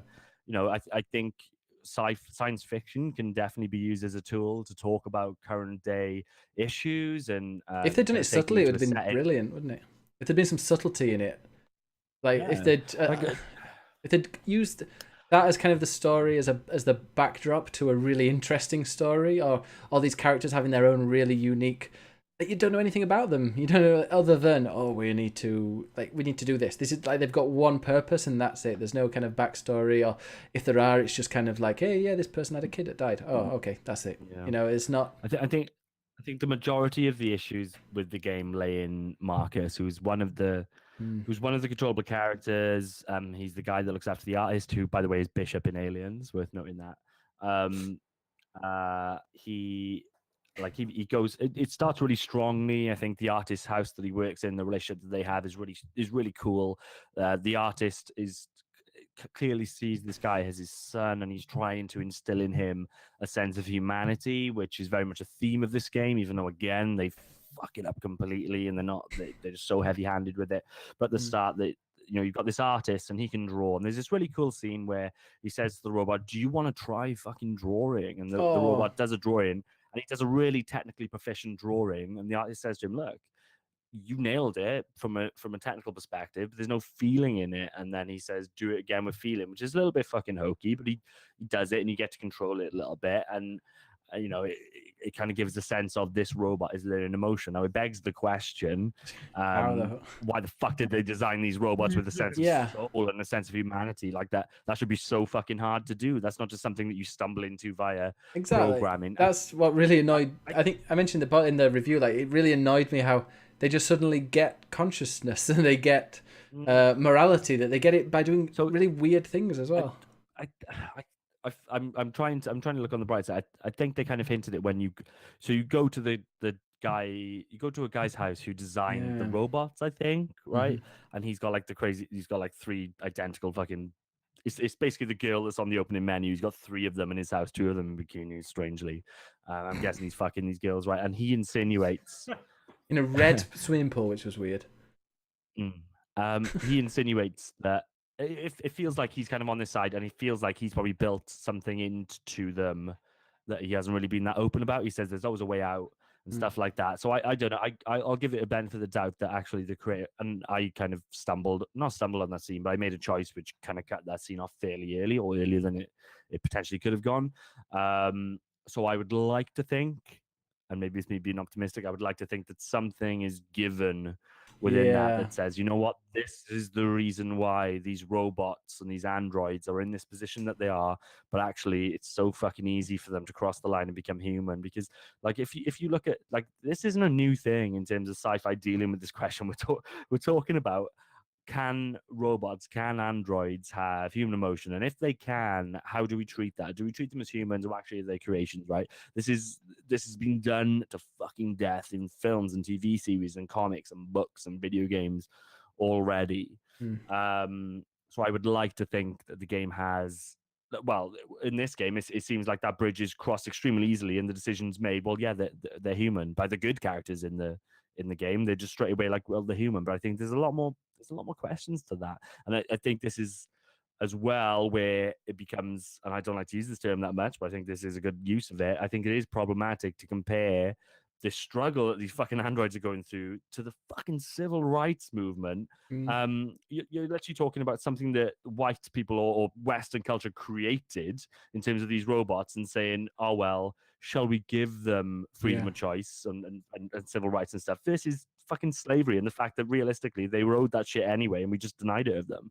I think it's a big issue, and I don't think that those two things can be compared. I think you can do it if you're a teenager writing a fucking essay in school. I think if you're doing it as an adult piece of fiction, I think that somebody who's paying your bill should step in and say, actually, that's not the fucking right decision to make. That's pretty poor storytelling. And anybody that has an ounce of fucking common sense when they're going through it will think that it's really fucking clumsy. I want to describe the scene. I want to see Andre's reaction to this scene that happens in a point to it. For in my playthrough, this happened at one point. Jordan didn't get this, but I'm going to try and make it spoiler-free as possible. But you are controlling a group of androids who have been, like, they've been murdering loads of your fellow androids. And all of a sudden you get cornered by the police and all the world's cameras are there. They're all observing it. There's 6 or 7 of you. And the police are about 2 meters away from you. That's about 6 feet or so. And they're all with their guns pointed at your face. And then you start singing a song about slavery. And the president, who is, for some reason, Elizabeth Warren. Hillary Clinton. No, it's Elizabeth Warren. It's President Warren, who's a female and looks like Elizabeth Warren. Watches this like and Hillary goes, Clinton to me. yeah, well, she says, okay, guns down. Yes, let's give them rights. What the? What song is it? I hope it's Amazing Grace. Everything. I'm a survivor. I'm not gonna give up. That's not about. I don't think that's about slavery, but it's it was First of all, everything's gonna be all right, but not the 90s one. Every little thing It's gonna be all right. It was God. I'll send you That the YouTube link. It's just That is so Fucked up. weird. They were that's really fucked up. There would never be a woman president in the United States. But no, like when he said it's like, oh, President Warren, and then it was okay, Warren, that's interesting. And it was like, oh yeah, she, and then like, okay, she, and then later you get to see her. I'm like, even looks like Elizabeth Warren, but it's like 2032 or something, so she's got to wait. Unfortunately, if this, I totally thought it was Hillary Clinton. She's like so much fucking like her. And again, I just thought that was weird. There's so many parts in this game where it's just weird, kind of European people with this really odd and cartoonish vision of what the United States is, and kind of saying, oh well, if only they'd voted for Hillary, everything would be fine. And there's this whole thing in this game where people are trying to escape to Canada, as if fucking well, if we just get over the border, everything's gonna be okay. No, you're a fucking robot. And the rest of your robots are killing everybody. They're gonna try and fucking kill you too. They're Canada. Yeah, I mean, it's at one point it's like, oh, we're going to go to Canada. They'll help you get across the border. And I was like, yeah, that's not going to happen. Like, it's obvious it's not going to happen. It's the most pathetic kind of side story. Oh, yeah, just get there because you're going to go to Canada, blah, blah, blah. And then if you actually get to Canada, there's just these Canadian flags flying everywhere. As if, like, you can clearly tell that some creative force in the studio feels that Canada, this fucking liberal entity that knows no wrong, versus the United States, which is some fucking police state. Like, what the fuck? What is this? My favorite scene is kind of near there. It's when you're, one of my favorite, apart from the very beginning, which was really good, was when you get captured by some kind of psycho that like tries to lock you in their basement, and you find all these other androids that he seems to be, I don't know, mutilating or something, and all of a sudden you save them. Did you save them, Jordan? Save the androids? Yeah. Like the imprisoned ones? Yeah. No, fuck them. Because I got to a point where, like, I was leaving, and the guy was coming at me. The guy who was, because I managed to escape. Did you leave the bear out? Did you let the bear through? Oh, I let the bear out. Yeah, the bear went, and he just gave you a bit more time, I think. But it was right at the end. It was so cheesy. Like, you go out, and then there's a guy who joins you for a little bit until I ended up killing him for some reason, and like the guy who'd imprisoned you is out there in the snow, and all of a sudden all these androids come that had been locked up and tortured by him, and just like kind of grab him, and is like, no, like kind of a B-rated like horror movie. It's just so in mine, actually the guy that was protecting him, like his bodyguard, he decided to not fucking let him do it. And he then came on a journey with me. So did that not come? Oh no, yeah, no, he did. Yeah, he stopped him from shooting it. But then when he stopped him, the other androids that I'd released came and killed the dude that had captured me. No, I didn't release anybody. We just shot him. Yeah, you shot him. That was. I'm trying to think of it. There was another bit that was just weird. Like they just tagged something on for no reason. Like a lot of the stuff is like, oh, that's kind of a really interesting storyline. Oh. Like you go into this woman's house, and then there's these other people in there, and then a person had died, and an android had died, or however they switched off or something. And then it's like, oh, that was it. You don't explore that story anymore. Just another random NPC that had died, and that's all you know about. Yes.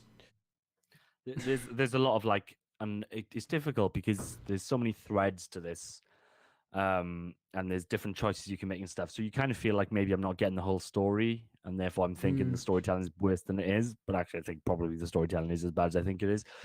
There are massive coincidences that happen throughout this game where you're like, why is that fucking happen? But it's a proper like Deus Ex Machina type deal where somebody that you just like I don't want to get into spoilers, but it's certainly towards the end. There's like a few things that happen where it's like there's just somebody that from the beginning of the game that just happens to be in the same fucking place as you, and like in a really, really illogical place. Like they shouldn't really be there. There's no explanation to why they should be there. They just happen to be there so that there's some kind of narrative payoff. That happens twice within like the last 30 fucking minutes. Which feels lazy. The game started so strong from a good point of view in terms of what this type of game is. In terms of like the interaction scenes and stuff like that, I think it does it as well, if not better, than the previous games have. I think the narrative choices that you can make seem really robust. There seems to be a lot of different things you can decide. Oh, except game. Oh, I didn't send you one, Andre. I'm going to send you a image from the choices that you get at one point. I want you to read out the choices, and I want to see your reaction to them because. Yeah, you know what they are. This one here, just while you're doing that, like after each chapter, it shows you a flow chart of kind of what you could have done or what you did done and what you could have done. And I think that's kind of good and kind of bad. It's good because it shows you like shit. There's a lot of breadth in this game, and clearly they're proud of it. But also, for me, it reduces that game down to these little choices that you could have made instead of going back and working them out organically. You can say, "We have a dream." Or you can say, "I think, therefore I am." Or you can say, "One planet, two races." Which is pretty offensive in itself. Which I think is even worse. Yeah. We're all white, really. Oh, jeez. We're all white inside. That is the human race as well. Yeah. Like just... and so, yeah, some of the choices are really cool. Although the choices I made, like when you play as Connor, who's one of the detective robots, like the guy who you're with, the other detective, pretty much... Every choice I was given to speak to him, I was like, I don't quite know how he'd react to any of them. It doesn't give you quite enough, and every single thing I pressed, he seemed to just get angry at. But... Yeah, I think the way it presents interactions as well. Like now I finished it, I got frustrated. There's a load of different things. So like doing action sequences, it'll be like press X, press triangle, and stuff like that, which is pretty standard. You get quite a low window of opportunity to press them, but some of them will be. Someone's going on a date tonight. Sorry. Link's effect. Press the right analog stick, like left, and for whatever reason, like I found those things like they just weren't. I don't know whether it's my controller or the game, but like it's as if because I wasn't looking at the controller, I would actually do like down and left, and the game didn't want to recognize that, and he would fucking make me fail, which can be really troubling when you know that there's certain points in this game where your fucking character can die. There's no fucking going back. No, that's happened to me. Totally fucking this up. That's happened to me. Like apparently, the one I lost, my main character. One of my main characters died because it was like tap X. So I was tapping it, and you had to fill the X meter. So I filled it and let go. And apparently, no, you're meant to keep tapping it even when you've filled it for some reason. And so she fell over, and then a guy came and killed her and finished her off. I was like, oh, okay, that's the end of her story. And it's so final, and like I think they've made the assumption, especially with the flow charts and stuff after each chapter, that you're gonna play it again. I've got no fucking desire in the world to go back and play any of this ever again. So the story that I've got is the fucking final story. I'm not happy with it at all. I hated a lot of the things that fucking happened. Did they all survive? My choice. Like no, everyone fucking well, yeah. In essence, everyone died. Oh, okay. No, I had 2 people survived. Connor and Marcus survived in mine. Which I'm quite appreciative of. Like, I'm glad. I'm definitely Marcus. I would have killed him at the start if I could have. Kara, I really like, but unfortunately, she didn't make it. Connor, he made it, and at the end, they just insinuated that he's going to die anyway. So, wow. Okay. I quite liked Connor, although I didn't manage to break him. Did you manage to break him? Really fucking interesting. I think that's the most interesting character. I think these type of games, because they control like the last 2 as well, they really they really do well with controlling an android, because playing the previous games you're playing as humans, it felt like you were playing as a robot anyway. Yeah, So, they look now like that you when you actually move them, they're like this, but it's, I don't know whether it's because of like they're meant to look like an now that android or not. now that you're actually playing as a fucking robot, it Mm. kind of makes sense where they go from here. And this is, I guess this leads me on to my kind of final point on these games. I'm not sure that looking at the wiki what the relationship is right now between Sony, PlayStation, and Quantic Dream. If they fucking own this studio, tough luck. I think they fucking dissolve it or make them do something really lower budget. If they've got no obligation to this studio, I think Sony needs to fucking walk away. These games do not belong in the pantheon of games that you have right now on the Sony first. Yeah, when it first comes party up with stuff. Sony, I think it was only 2 weeks ago. So I said, like, when you see the Sony Interactive Entertainment Presents, it's like, you know, it's going to be a really good game. This one, not so much. But And it's all relative, like what we're comparing it to. Like it looks better than most fucking PC games, and, yeah, and Xbox hasn't fucking got any. The so, problem is, like, in 10 it's, years, though, games are going to look better than this in 10 years. So why would anybody play this game in 10 years? Because the story is crap. and it'll still play like shit. You're right, Yeah. yeah, and the stories are so bad. So like, I think Sony really needs to cut its losses with this one now. I get that it's committed to like single player experiences, but it needs to also think about other experiences. It's got nothing really from like a multiplayer perspective and stuff like that. First party now, I think it needs to look at its budget and say, you know what, Quantic Dream, not worth it. We've given them three innings to knock it out of the park. The first Heavy Rain did okay, did pretty well. Beyond everyone fucking hated, and this one is a joke, an absolute fucking joke. It looks really good. But I honestly struggle to think of anybody in the right mind that would play through it and not be. I laughed at certain points. I fucking laughed at the game. I think it's fucking stupid. Oh yeah, me too. When I got that, like one part where you do the "I have a dream" speech, but broadcast on TV with an android with their skin, with the human skin removed.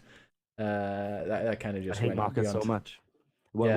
One of my least favorite characters in video games ever is that Marcus guy. Fucking hate him. Hate everything he says. And the annoying thing is, he's a real man. You can look at his real face in real life, and I feel sorry now because I imagine that guy's a nice chap, but I'll hate him forever. If you see him, you're gonna shout at him, aren't you? I kind of wish that game was just Connor. That would have been great if it was just Connor and you were playing like a detective game, like the beginning, the opening. It would work like that. I think it would work with Connor and Kara. I think if you just have scaled two. it down. And you just had this world which they've invented fucking androids. There's nothing really going on in terms of this android revolution. You know, just all you need to focus on is Connor is this straight-laced android. Hey guys, I need to go. Love you guys. See All ya. right, it was a Link's effects. Enjoy your date. See ya. Bye. See ya. Bye. Non-committal. Look at that. So you've got Connor, who's the straight-laced android. You'd have Kara, who is an android, but obviously breaks free of that because a girl has been abused, and she goes on the run. And then Connor starts fucking going after it. It would be perfect. It'd been But great. Instead, they overblew it. They needed to have the really top-level fucking stuff around. Oh shit! Like androids are suddenly realizing that they're people when they're not. Yeah. And the fact that he can touch people like Jesus and make them into people. Oh, not just touch them. Look at them near the end. At the end, he just looks at them, and then like 10 of them change for some reason. It does build to that stuff. Like it's clearly trying to build to it, but it's still fucking stupid. Yeah. If you take up that third and change, I think you get the other stuff. Yeah, I think make it'd be it great. The buddy cop stuff, like the relationship Yeah. he built with that grizzly cop, or I don't know what the actor's name is, but he's a fairly big actor as well. I think that stuff was good. Like I really wanted to befriend that guy. And I think this is probably another failing of the game. It's just not obvious in terms of, and it doesn't necessarily need to be, but I think like I would just do stuff and suddenly it's like the guy fucking hates me. Yeah, me too. I got and I'm shot just by him. failing at what I'm trying to do. And like and there was a lot of times where I would like that the whole purpose of Connor is to try and solve this mystery around these robots that are going wrong. And there's so many missions that I just fucking failed. And I don't know whether it was me or like whether I was playing badly or whatever else, but I just fucking outright failed, which meant that guy hated me. Everybody else seemed to fucking hate me. But like I said, that could be an issue with me. But yeah, if you just had Connor and Kara and changed that stuff up a little bit, there were some really harrowing moments. Have a really big different way. I just really like it if Connor was like they address the thing that how did they? Okay, yeah, she broke free of her chains. Oh God, I know it's like by because she saw this child abuse. I wish they'd kind of addressed that and been like, whoa, how did she actually do that? How did she break? How did she suddenly get consciousness? And then when as you're playing as Connor, when you go to that dude's house, like that's one of the things you're asking and trying to find out why. Yeah. Like that's it'd been great. Like, and then the kind of the civil rights movement for androids came through, and like you're playing it without knowing anything about Marcus, whereas this is starting rumbling, it's getting bigger and bigger as a wave. I'd probably leave that stuff out entirely. I honestly think that it would tell a better story if it was just her on the run. She was the one that broke free. Keep the beginning as it is. That's perfect with the guy that's gone wrong there. And then it becomes a more kind of localized story of, okay, some androids are going wrong. When you take it to that wider scale, I think there's issues there. But yeah, if you just had the first mission where Connor goes in and then he becomes an expert in terms of dealing with these deviant fucking robots, Kara goes wrong and then he's on the hunt for her. I think that could be a really good tale. And they had everything they need to do it. They got the technical ability. Like, these games look fantastic. They play well enough, but they just dropped the ball for me. And I'm at the point where I like in 2-3 years time, any E3 or PlayStation experience, wherever it is, if I see that Quantum Dream signature roll up, I won't give a shit. I don't want to play these games anymore. Just don't want to play them. Yeah. All right. Well, we'll never talk about it again until the Game of the Year section. 10 out of 10. 7 out of 10. If you want to check out my review, go to clickclickplay.com and find it. I gave it a 7. And I was only around about 6, but then I remembered a bit of the beginning and I remembered a few other good things. I was like, yeah, okay, it's I gave 7. it a 6. You gave it, I didn't get to the end of your thing because I was streaming at the time, but I'll, 6.5. But that'll be in the Game of the Year stuff. Probably not for the Game of the Year category, but maybe for another category. Biggest disappointment. Oh, well, I think we definitely covered that well. Luckily, I don't think we'll have to talk about that again because I don't think Mellum's going to play it, and I can't see Andre either. We'll talk about it again when it's PS Plus in like 6 months' time. Oh, yeah, then they'll have played it and they'll be giving their opinions. All right, well, we don't need to talk about it anymore. Okay, so shall we go on to the new? Oh, by the way, Hobby Viva says I played Beyond Two Souls. It wasn't that bad. Did the people which made Detroit? Yes, they did. Mellum likes story-driven games. No, Mellum likes God of War and stuff, that kind of story base, but I don't think he's a fan of this type. Yeah. Well, you like? I never played Heavy Rain or Beyond. Most people prefer Beyond, don't they? You're the opposite. Yeah, you should play Beyond on PS4. It'd be really interesting now to get your perspective on it. Kind of going back. I'm done with those type of games for a while, I think. Game. Yeah. I'll play it at some point. But... Yeah, I get that. You got it for free though. You've already got it on PS Plus, so whenever if you do want to play it, maybe play the first couple of scenes. Make sure you do it in the chronological order, but play the first couple and just see if you're into it. And I think, think about the argument we talked about with making that story personal and not about this fucking grand thing and this showboating about. Hey, guess what, guys? Racism is bad. Thank you, David Cage. Yes, thank you. We now know that racism is bad. Beyond takes the totally different direction. You play as the same girl from a toddler to an adult, and there's nothing really like world threatening or anything like that. It's just about her world and like how she's brought up and the troubles she goes through. It jumps the shark 1 or 2 times, but I think overall I was blown away. That sounds fun. Yeah, that's definitely going to be. Actually, the next game I'm going to play is Fallout 4. I've got the urge to play it, especially with the news. Ben, yeah. Is that better? Very similar, I know. Yeah, sure. Playing the same character's story as they grow. Another David Cage game, Fallout 4. Bobby Viewer says, yes! I think he's a fan of... Yeah, I mentioned last night that I was playing Fallout 4 and pretty much everyone in my chat was like, yes, play it! Okay. Well, New Vegas is better, yeah, but I don't play old games. I'm not a retro player. Yeah, you tell him, Ben. News time. All right, Jordan. Tell us a chat up line. Next chat up line. Ben, are you a chicken graveyard? No. Why? I'd like to bury my cock in you.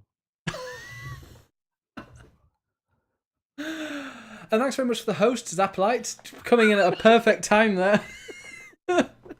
This is a video games podcast. You wouldn't believe it. But thanks very much for the host. Yeah, all right. I like that. I like that one. That's great. Apologies, Hot Boy in the chat. I think he's like 15. So, cock is a chicken. That's exactly what he meant. So, news time. Oh, before we go into the news, E3 is just around the corner. E3 is next weekend. We're not going to be having a podcast. No sirree, there is no podcast next weekend because we're doing coverage of E3. So, what a joke. I know Jordan is. Pewd is going. Pewd the Archer says he's going to E3. Like what? Like you're going as a person, or you're what? Yeah. So are we gonna no podcast? I know it's gonna. Well, even better than a podcast. You're gonna get hours and hours and hours of us talking about it. But yeah, next Saturday. Well, we're gonna go through. I'm going to end up having a video of reactions to all of the press conferences, but only a few of them are going to be live. E3 is the first one. John unfortunately can't make it because he's got some really manly business to do. In fact, John, what are you doing again? Right, you just said E3 is the first one. I think you mean EA. EA, so that's correct. That one first of all. But I can't make the EA conference because I will be watching the mighty, the fucking magnificent, the beautiful Taylor Swift at Manchester. Yeah. Oh no. And I'll be I'll be doing that probably. I think with Flighty, that Flighty Broad, possibly Mellum. I don't know. I'll find people to cover that. We'll watch that live. The one after that is Microsoft that's the Saturday night. The Sunday evening is Microsoft, which I won't be able to stream live because I'm at a Queen concert with the amazing Freddie Mercury. I can't wait to see him. I haven't seen him in the news much. He's keeps himself to himself, doesn't he? But John will be live tweeting it. But then I'm gonna avoid all. I'm gonna turn off Twitter. I'm not gonna look at anything. And as soon as I get home from that, I'll be streaming it, and you'll see my reaction as if it was live because I won't know anything from that, and I'm looking forward to it. John, I think are you going to join for that, or would it be too late, or is that okay? I mean, you don't have to. So I think is Microsoft at 9 p.m. Is that right? The Microsoft's at 9, but I mean, I won't be home till about 10 for you. Yeah, I won't be home till about midnight. Yeah, just let me know when you're doing it. If I can jump on, I'll jump on. But I will be live tweeting it. Yeah, about 11:30 your time, maybe. I think. Oh, that should be okay.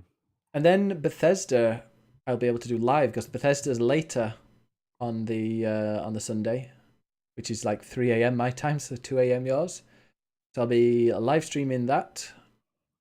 John, if you're awake at that time, great. But I imagine you probably have work the next day. No, I won't be working, but I'll try my best to. Okay. Try my best to attend. Cool. And people are free to join, and we'll try and get a group of like 4 people. I think Flighty is going to be joining us for some of this. Who is my co-host, my permanent co-host on the Twitch play. So 2 worlds will be colliding there. Then my chatter blinds. Oh, she's going to love those. The next one after that is Monday, which is I should really have a list of these in front of me rather than do it from memory. I did send you a list earlier, Ben, didn't I? Did, but I can't be bothered. Just on your phone, pal. Just on your phone. No, I want to. Yeah, where is it? There's like a schedule. E3 2018 schedule. There's like a beautiful looking time thing. Here we go. This is it. Press conference times. So the one after that is so Bethesda is at Berlin time, which is 3:30 in the morning, 2:30 UK time, or Yaound. Where's that? All right, somewhere in South Africa, I think. Next one is Square Enix, Monday evening. I will not be showing that. I will not be streaming that one live because as much as I'm interested in seeing it, I'm at work. Same with Ubisoft. So I'll probably do a double header when I get home from work and doing the Square Enix and Ubisoft press conferences. That's Monday night. It's going to be... I don't even know if I'll be able to do that one after the other because the PlayStation one is at 2 a.m., which I'll be live streaming. So maybe I'll do like Ubisoft, then PlayStation, and then probably the Square Enix one. So the only live one there would be the PlayStation one, which is are you going to join for that one? Well, I'll try my best, yeah. Yeah. I absolutely want to see it, yeah, because I'm guessing Bloodborne 2, so. Ooh, that's at 3 a.m. Sorry, not 2. Oh, no, that's at 3. Okay, yeah. And we'll see Last of Us gameplay, and fucking Death Stranding gameplay as well, as far as I can tell. So, yeah, fucking totally over that. All that I'm desperate for is Hitman Season 2. I don't know where it's going to appear, but I want to see Hitman Season 2. That's my Smash Brothers Melee. Or whatever the Smash 5 is for. Is it 4 or 5, the new one? What do we think? What? the new Smash? Would that be 5 or 4? 4.5. 1.0. Then the final one, Nintendo. Again, I'm working. It's at 5 in the evening. It's really annoying because I start work at 5:45, but I'll be on the train at that point. So we'll be live streaming that one, but we'll probably cover it, but I'll have already seen it because I'll be watching that at 5. And then we'll probably just do a voiceover, or we'll probably just kind of cover it on Tuesday evening. Just discussing what we've seen. So yeah, that's all. So we're going to do 1, 2, 3, 4, 5, 6, 7 E3 streams. This will be our busiest E3 yet. It's only the second one, but definitely we're not covering the PC gaming show because nobody cares about the PC gaming show. No, unless they show that. What's that cool futuristic cyberpunk looking one? Cyberpunk. No, the one that was like had kind of a nice aesthetic, kind of. Oh, the 2D. Yeah, looking one. that's the one. Yeah, First night. Something like that. I haven't heard much about that, but hopefully we'll get some info. Yeah, I've got it on my wish list on Steam. I've had it there for like the last 2 years, so let me just check. Hobby in the chat says, "Is Bloodborne better than Dark Souls?"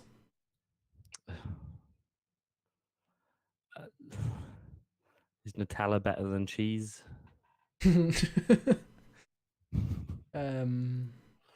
That's a good question. Exactly. I don't know. Exactly. Neither do I. So, The Last Night is the game that you're talking about. No, it won't be at the PC show. I would imagine that one of the either Microsoft or Sony have probably hitched their fucking whatever the expression is, hitched their boats to that wagon. I'd like to see Beat Saber come to PSVR, and I imagine we'll see something like that at the Sony one, because they're always desperate to show their VR games. So yeah, that's our E3 schedule, and I'm looking forward to it.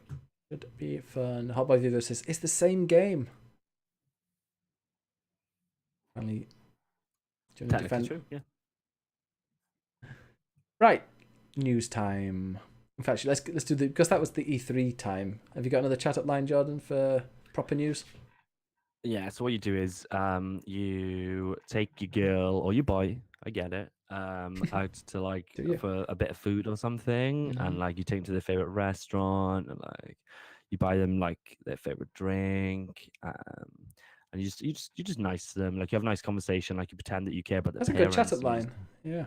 Yeah, no, it's not there yet, and I'm setting the scene, and then you just talk to them nice, and you're just a nice person and shit, and then you just say, right, I just need to go to the loo or the toilet for American people, and you just go to the bathroom toilet and the bathroom, and then when you're coming back, you just fucking lean on them, and they can feel your breath against their cheek, and you fucking do their little you lick their ear a little bit, so they like that. And then you just whisper.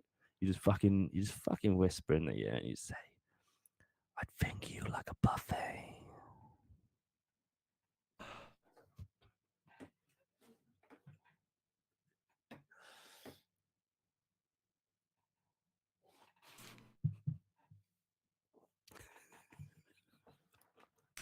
I need a drink. I've got another beer, but I have to go to the fridge for that one. Are we doing news? This is the news. Vivo in the chat says, "I'm leaving. This is inappropriate." Okay, news time. Fallout 76 was announced. Why do you always do that? I do the Oh, news sorry. News thing. Oh, cool. So it's been quite hard to put news together this week because it feels like a lot of shit has happened, but then some of it is quite inconsequential or just rumors and stuff like that. So I've tried to put together what I feel are the biggies, but if anybody wants to disagree with me, they're welcome to. So I think number one has got to be Fallout 76. We've got Bethesda, and mainstream fucking Bethesda games have announced a new game. A game is big when it's got outside E3 they've got the big three pillars, the big three housing fucking suites or whatever, and they do the posters down them. You've had like GTA 5 there in the past, and I think God of War might have been there last year or something. This year is Fallout 76. Yeah. So that tells you what they think about this game. This isn't just something that they're shitting out. This is something that they care about. For my money, the way I think about this game is one, it's clearly going to be what we currently consider like a survival game. I can't imagine it being as fucking hardcore or shit as something like Ark or Rust or something like that. But it's going to be a mainstream reinterpretation of what a survival game can be. And I always said about Fallout 4. So Fallout 4 has got this whole fucking deal where every little thing in the environment, which in the Bethesda games engine, like you can pick up like little bits of fucking plastic or like a chair or like a piece of wood. And then with Fallout 4, they brought in that each of those is kind of imbued with materialistic quantities to them. So it'll be like, that's plastic, or you can break that into oil and stuff like that.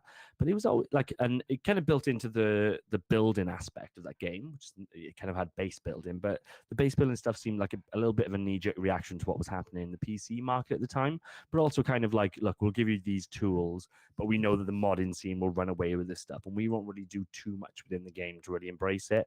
And I think it was a bit of a fucking oversight within the game. It didn't really do anything. Like, the game totally wanted you to make bases and totally wanted you to break stuff down, but I think it got in the way of the actual game. And it kind of felt like there was no end game really to like it. Why would I bother making a base? Like, you could make bases and link them up to other bases and have supply runs between them, but it's a single player game with like no like quantifiable end game to it. Why would you ever bother doing it? And that always troubled me a little. So for me, Fallout 76 makes a lot of sense. I've got to assume that it's just basically the Fallout 4 engine, and it's going to be an online survival game where you're actually taking advantage of the fact that the engine can do that stuff in terms of the small little items within the world that you can pick up and collect, and they've got materialistic properties and you can use those to build other things. I think this game makes absolute fucking sense. I did not see it coming. I think the whole Fallout franchise has had a big question mark above it since 4 didn't, 4 sold a lot, 4 did well critically, but it certainly wasn't the successor to Skyrim. Skyrim is still fucking selling. I've been playing Skyrim for the last couple of weeks on my fucking Switch. Skyrim is still the king of that genre. Fallout 4 just didn't do it. And I think my interpretation of this is them trying to make sure that this franchise is relevant again, but also probably tried to recoup some of the costs. I'm not saying that they didn't make a profit on Fallout 4, but they probably didn't make the money they were expecting to make. And I think this is them leveraging the investment that they made on that game and saying, okay, here's another fucking game, and actually we think that this is going to be more commercially viable. I heard that this was free to play. I'm not sure. I heard that this was possibly the online mode of Fallout 4 that they never finished in time, but then they've decided to just totally beef it up and expand on it. And maybe that would have been the reason why you might have built bases in Fallout 4. I'm looking forward to this. I've heard rumors. I've seen someone say, I was into the Jimquisition podcast. Laura Kate Dale says it's going to be out sooner than most people think. So I'm thinking, I don't know if it'll be launched at E3, but I think maybe at E3 they might say, we've got an open beta starting tonight, or we've got an open beta starting next week. I think they might. I think it'll be out in the next. I think it'll be out by summer. Like, I think that's I think it's Bethesda. If you look at what they did with Fallout 4, like that was such a hotly anticipated game. They announced it at E3 and they released it like September time or November, something like that. Like they released it within the same year, which isn't the typical. That isn't the norm for AAA games. Look at fucking what Square Enix does. We get like 5-year fucking Death Stranding stuff. So what Bethesda did with that game was to announce it within months. I would assume that if I can't imagine a world where they can announce Fallout 4 and release it a few months later, and they can announce essentially what I see as a spin-off of that game, albeit probably quite ambitious in terms of its online capability and the fact that it's taking the franchise in a slightly different direction genre-wise. I would be very surprised. Put it this way, I've got to assume that game is out this year, especially if you look at the push that they've been doing. Like they did the whole launch thing with the Twitch stream. Like I said, they've got the prime advertising space at E3. I don't think they'd be making that pitch for this game if you're looking at a 2019 release. No. And also, yeah, so they've got that new IP potentially next year. Yeah, who knows what will happen with that one? I think that I personally think, I hope at least, it's probably hopeful, probably wishful thinking. I hope that the long-awaited new big Bethesda IP will be at E3. Yeah. Yeah, I if you ask me to bet £50 right now as to whether it will be, I probably would. But like I said, I don't know how much of that is wishful thinking. No, But I think they will, because why would they put this out before? Apart from wanting that poster on the pillars, I mean, they can't really put that massive poster out if they haven't announced it. yeah, But you've got to assume that this isn't their fucking trump card, I no, guess, in terms of that. And I think there's been, as long as Bethesda have had, I think, what is it now, 2-3 years that they've had a conference, there's always been this question mark, like they're not really seen as this AAA developer akin to EA, akin to Ubisoft, akin to Square Enix. And there's always been this question mark, actually, is it sustainable for you to have this? Like the first year that they did it is when they announced Fallout 4. So you get it. Like you're announcing Fallout 4, a sequel to, one of the favorite games of all time and kind of a spiritual sequel to one of the most successful games of all time. But then the question mark became like, can they really sustain it? But they've done that. They've done Doom. They've done Wolfenstein. They've kind of reinvigorated these fucking old school games, and now they've got this new Fallout game. But I would argue that that's probably not enough for them to make sure that they make a splash at this E3. So I would hope that this conference probably ends with our first look at what is essentially, you've got Elder Scrolls, you've got Fallout. Those are the two big Bethesda game studio games. This will be that third kind of strut of game that they release. And from the rumor and speculation, it's a full-on sci-fi game, which I'm fucking so up for. yeah, I'm ready. I'm really up for that, and I hope it doesn't come out as janky as some of their games are that come out. We're getting Hopefully a raid new from engine as well. Yeah, absolutely. We're getting a raid in the chat from Heps. Hey, how are you doing? If you're new to this, this is a podcast that we do every week. Or, well, this is the gaming one that we do. The other one we do this every 2 weeks. The other one we do as a Twitch special. Hopefully one day we'll get Heps onto it. We've just been discussing, what was that, Fallout 76. In the chat, Malk Can I said just say that I love being raided by Heps. I don't know what that means, but yeah. Heps up inside me. So the next bit of news is that... Oh, just say, Malk in the chat said, far out prediction, Fallout 76 is a multiplayer version of Fallout Shelter. It's mobile only. I really like Fallout. So I agree with half of that. I think it's definitely along those lines. I think it's definitely going to be a case of you're leaving a shelter, and I don't think you necessarily stay in the shelter. I think you probably do go out into the world and build a base there. But yeah, it's kind of along those lines. But no, it's not a mobile game. Like this is definitely going to be it's already up for pre-order on PS4, Xbox One, and PC. So we know what it is. It's at least saying that it's a AAA game. And speaking of Fallout Shelter, very, very good game. That was one of the only games I got and that's on mobile and paid a bit of money for it, because I was like, I'm really enjoying this, and I played 15 hours or so and thought, I'm going to put I get some coins, whatever the currency is. That's the only game I've ever spent money on. The only mobile game that I have. It's Caps, Ben. So the Caps. The next so what I call the next bit cola, something new cola. Nuka-Cola. So the next bit of news is that Ubisoft have officially confirmed that there's an Assassin's Creed game coming out. I'm assuming they've confirmed this year, but that seems to be the case. It's called Assassin's Creed Odyssey, and it's essentially a sequel to Assassin's Creed Origins. Some people are not happy about this because they thought that Assassin's Creed would be on like a bi-annual cycle versus every year. Other people are happy about it because they loved Origins. I don't really give a shit. I quite liked Origins. I probably won't play another Assassin's Creed game this year. What do you think? When they said it was Greece, I was like, ugh. I really was a bit disappointed. I thought, they could do something really different, like feudal Japan. It seems to be the one that everyone predicts is going to be every year. I thought they could have maybe done an Origins sequel, though I wouldn't have really liked that. Or they could have done something really different. I just feel Greece and Egypt, they're kind of similar in their kind of Mediterranean kind of sand and sun and whites everywhere. Well, the Greeks were in Origins. Like it's very similar in terms of timelines. Like it's all kind of crossing over. You've got the Greeks there coming in and wiping out kind of Egyptian history and culture. And I think at the very end of the game, the Romans get there as well. So it's definitely interconnected. But for me, like the more and more I think about it, the more I'm just like, look, you took 2 years off. I didn't give a shit about that franchise anyway. You took 2 years off. I enjoyed what you came back with, but not enough for me to play another one this year. I will not play. I will not. I know that I won't play another Assassin's Creed game this year, assuming that the rest of the year shapes up in the way that I wanted to. You've got fucking Red Dead coming out. You've potentially got this Fallout 76, and whatever else comes out this year, Smash Brothers.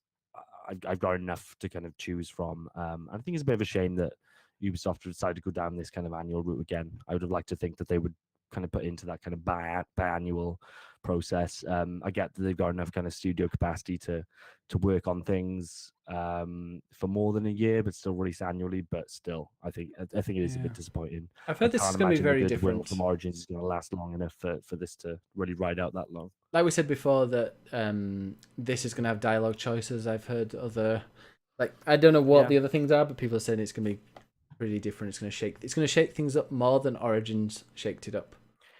So I'm interested. Good. And like if it lets you fully customize your character and it lets you really kind of on an ongoing basis customize that character in terms of how you grow your abilities and whatever else, if it's quite open-ended, yes, I could potentially get into that.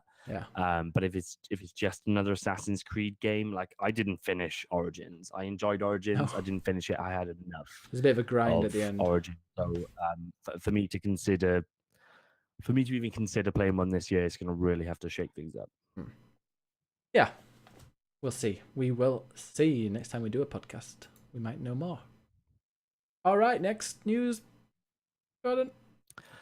Next bit of news. I don't know much about this one. Hopefully you do, Ben. So Pokemon Let's Go has been announced. So we've got Pokemon Let's Go Pikachu, Pokemon Let's Go Eevee. My understanding is that this is essentially a Switch game, but it ties into the Mobile Go game, or the new Mobile Go game. Am I right in saying that? No idea. I have no idea whatsoever. Okay. I'm pretty sure that's what it is. Yeah. By the looks of it, it's kind of like a tarted up 3D version of what we know as Pokemon. Stadium. It's Pokemon Stadium, isn't it? Deal. So when you play it on the Switch, you just go around your town and you can battle and stuff like that. But what it adds to it is that you can go out into real life and still catch Pokemon in the wild via with your the kind of Switch. Pokemon Go type stuff and whatever else. There seems like there's a physical Pokeball that they designed to go along with this as well, which feels like it's got a Pokemon inside it apparently. So all I can say to you is that it's coming out this year and they're going to sell fucking shitloads of it because it's Pokemon. So if it was a game, it ties into that Go brand. Just imagine that. Yeah, I don't know if this is it. This might be the game itself, but you could play Pokemon on your Switch and stuff. But you went and imported it and you went and found the Pokemons or Pokemon with your phone. And you'd got the Pokemon. Pokemon Go, and you had to go and catch them when you're walking around, and then you could come home, and then they would transfer. It is, yeah. I think it is. I like that. From what I can tell, it's a tarted up version of classic Pokemon games. Maybe a remake of one of the old ones. I'm not sure. You have to ask somebody that Yellow. knows Somebody about said. Pokemon.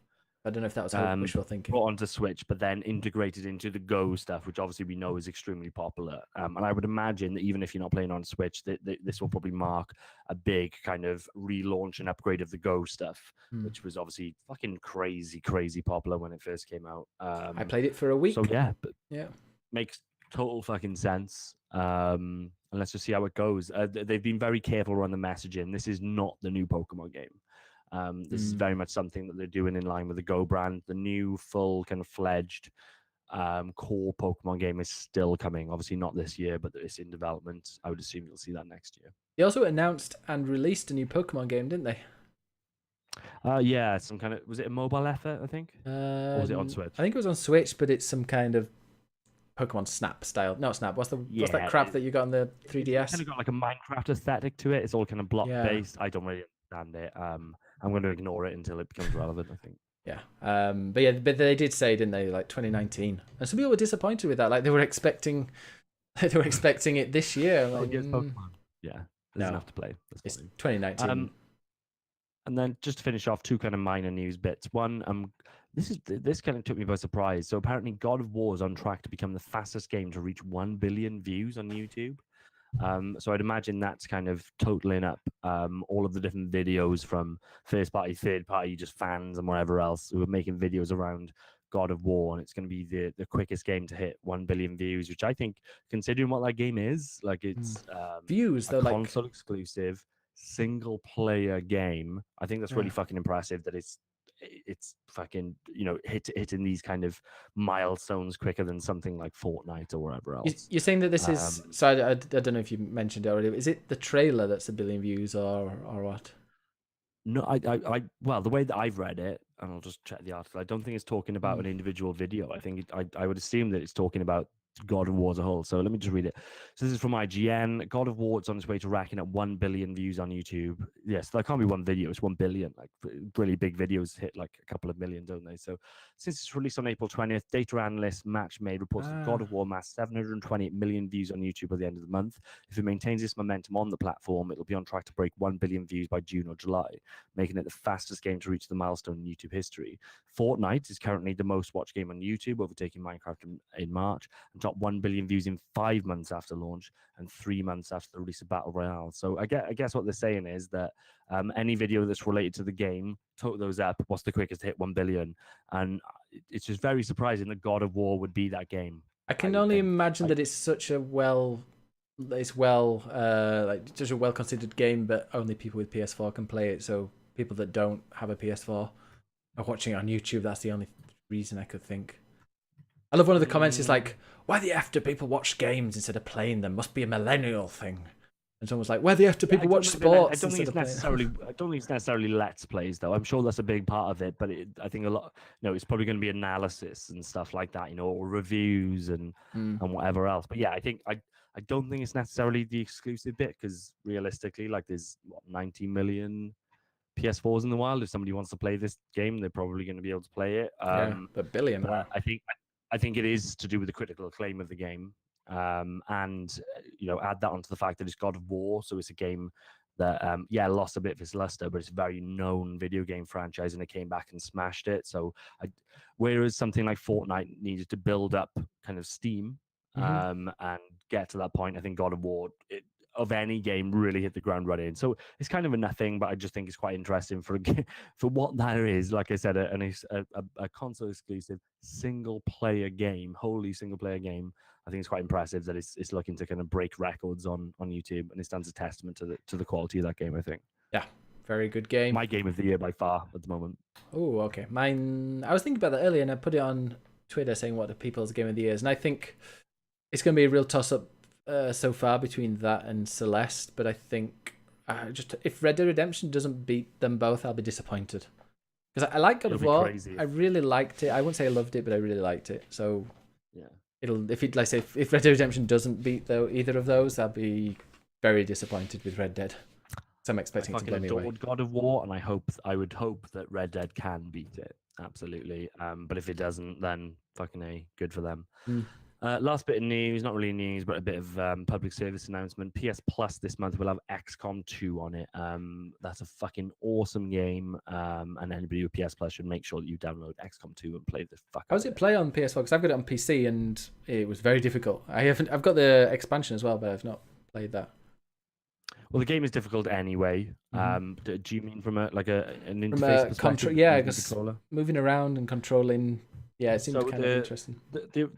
So the original comes from a time where PC games weren't what they are right now, and it was very much aimed at the 360 market, and it worked perfectly. I played the original on 360. I was quite disappointed actually when XCOM 2 came to PC and it didn't have, because it's essentially the same game. Obviously with a lot of things added, but it's the same type of game, and it didn't come with full controller support on the offset. It had an exclusivity deal signed with Steam for the Steam controller, so I couldn't play it with my my Xbox pad. That's been rectified since. I'm not sure whether via mods or official support, but you'll have no problems with it, I can assure you. The game very much plays like original XCOM, and that game played like a dream on a controller, so no issues there at all. But it is a fucking hard game. It's going to kick your ass. No, I played it on PC for a bit, but yeah, I died And there's a few fiddly bits I didn't understand what I was meant to be doing, and yeah, it doesn't let any room for error right at the beginning. No. So No. and I don't understand all this stuff about importing names and stuff, and you get a file of people's name. What's all that about? Well, you can customize your team. Obviously, you've got permadeath with your team, so you can, you might have like 20 people, 20 soldiers under your command, but you've got like your favorite 6 who go out and they get promoted and whatever else, but they might get injured during a fight, so they can't come to the next one. You have to pick somebody else, but you can pretty much customize and name anybody in that team. So the way that I tend to do it is that when I start out, I'll have like 6 people who are named after my friends and customized to look like them, and then it just adds a little bit of drama, when my friend Steve is fucking being shot at, and I can either go and save him or escape and finish the game, that kind of stuff. Yeah, that'd be cool with people in my chat maybe playing it. I'd love a Hot Boy Vivo and a Quickify official there, kicking alien ass. Right, is that it for the news? It is. And I think that is it for the podcast because we don't have any questions. Well, I think we covered a lot there, but yeah, next week, people, no podcast. But there will be a lot of stuff to do with E3. So, I mean, yeah, we'll be around. When's the first one we're going to be? So I'll be around it for the EA press conference, which is... I've gone off the screen now. Saturday night sometime, 7 o'clock, 8 o'clock. So come around for that. And Sunday night we'll be doing Microsoft not live, a bit later. Bethesda will be live. And yeah, we mentioned it earlier. I'll make a graphic or something and put it out on Twitter. So go and check it. And twitter.com/BiggusBennus1. Or click play. All right. But you're going to go offline. I'm not going to go offline. I'm going to be quickly editing the podcast for 10-15 minutes, set it all up. Then I'm going to try some Mario Aces Tennis because I want to see what this is all about. Nerox in the chat, by the way, said Pokemon Quest is amazing and he's addicted to it. And it's like a mobile game, but it's on the Switch. So I don't know if they are the same. He's addicted. He's really good. And it's also like a mobile game. I'll give it a try. It's free. Why not? All right. Well, Jordan, how do we find you? So I've just kind of rebooted my Twitter. I've changed my handle. I'm now Immortan Jord. But it's the same kind of profile and stuff. So if you already follow me, you've already got me. But if not, come and find me, Immortan Jord. And I just posted my first tweet, which is kind of a shorthand review of Detroit, basically echoing the feelings that I've said on this show already. But if you want to come and read it in text form, it's there for you. Is that your gaming Twitter? It's like I said, it's still the same Twitter, but I'm going to try and be a more positive force in the world instead of oh no, just being. How long will this last? Not very long, I imagine. But yeah, I've made my Twitter my safe space. I unfollowed quite a lot of people recently, including Austin Walker and some people that were just winding me up when they were just. What did Austin do to you? Like he's never really done much that's annoyed me, but it's just his tone. But it was moralizing about the Israeli Eurovision entry. It was like really angry at how the racist song won, even though it's like. I was like, I don't want that. Like when I'm looking at video game opinions, that's not an opinion I really care about. So I'm. Yeah. Like I understand. Yeah, some people believe that, but they don't seem to have any tolerance for anyone else who might think positive about it. Be positive. That's what you need to be, people. Just be positive. Yeah, like I've always separated my Twitter into kind of a halves. You've got kind of UK/Western centric politics, and then video games. And that used to work really well because I'd get the politics stuff, but the video game stuff would kind of offset that. And increasingly, the video game stuff just becomes fucking politics anyway. So it does get a little bit overbearing, and yeah. I don't mind. Some going to be a little bit righteous. So yeah, some people I follow, like Laura Kate Dale. Really like she had a really nice thing to say about Total Biscuit. Did you listen to that Total Biscuit? By the way, RIP Total Biscuit. Did you hear the thing when Laura Kate Dale appeared on his podcast and was met with loads of transphobic abuse, and then he went on a 30-minute podcast rant about it. It was beautiful to listen to. Yeah. Of course, because he was a sensible person who, just because he wasn't left of center, is now considered a fucking Nazi. It, it's fucking crazy. It's Yeah. unspeakable. And good for her. Like I've had my disagreements with it. Not that she gives a shit. She does. I disagree with her or not. But I gave her my like, copy of Last Day of June, by the way. Okay. Long story. I used to follow it. I don't follow her anymore. Not really for any kind of crazy reasons, but I won't kind of go into it now. But it was good of her to kind of step up and say, you know what, and it was quite telling actually, because I don't think she meant to do this, but she kind of told the story about the fact that she was friends with Total Biscuit. Yeah. And had a conversation with him, and he told her to stop communicating with him because she would get ostracized by the leftist gaming media, and she agreed to that. And she kind of, that point in her story was a bit of a nothing. She clearly didn't think much of it. And that is the fucking crux of the problem, is that is an issue that because she's associated with somebody who, let's face it, fucking in general terms, in terms of fucking, like, he's a British guy, in terms of UK politics, he's left. Like, he's not a fucking right wing guy, and just because he wasn't completely adhering to the leftist agenda, it was considered dangerous for somebody to even fucking talk to him. And it's really annoying that she didn't even understand that would be an issue. But there you go. Is what it is. Yeah, I'm with you there. I don't know that much about what he did, and I don't care. He's dead now. As I far don't really want to try and look for a reason. Like, could somebody tell me? You know, could somebody eloquently fucking explain to me what he did, other than I just hear people shouting "Gamergate," and that's all. But well, I think he might have had a bit of nuance in his arguments instead of just completely being hysteric about things. I think that was, as far as I can tell. If somebody can prove me wrong and fucking show me something where he was a dick, I've seen this. I don't know the guy, I never listened to the guy anyway, but I think this whole stuff has been really telling. The only thing anybody's been able to show me is some screen cap of a tweet that he sent out years ago saying he wishes some person got cancer, which is obviously pretty shit because he then died of cancer. I would say that that's fucking punishment in itself. I don't think that we need to fucking moralize over the fact that somebody said go die and get cancer, and then somebody got cancer and died. No, he's somebody who I never really watched. He had a WTF series. That sounds like a great. I wish I'd thought of that name.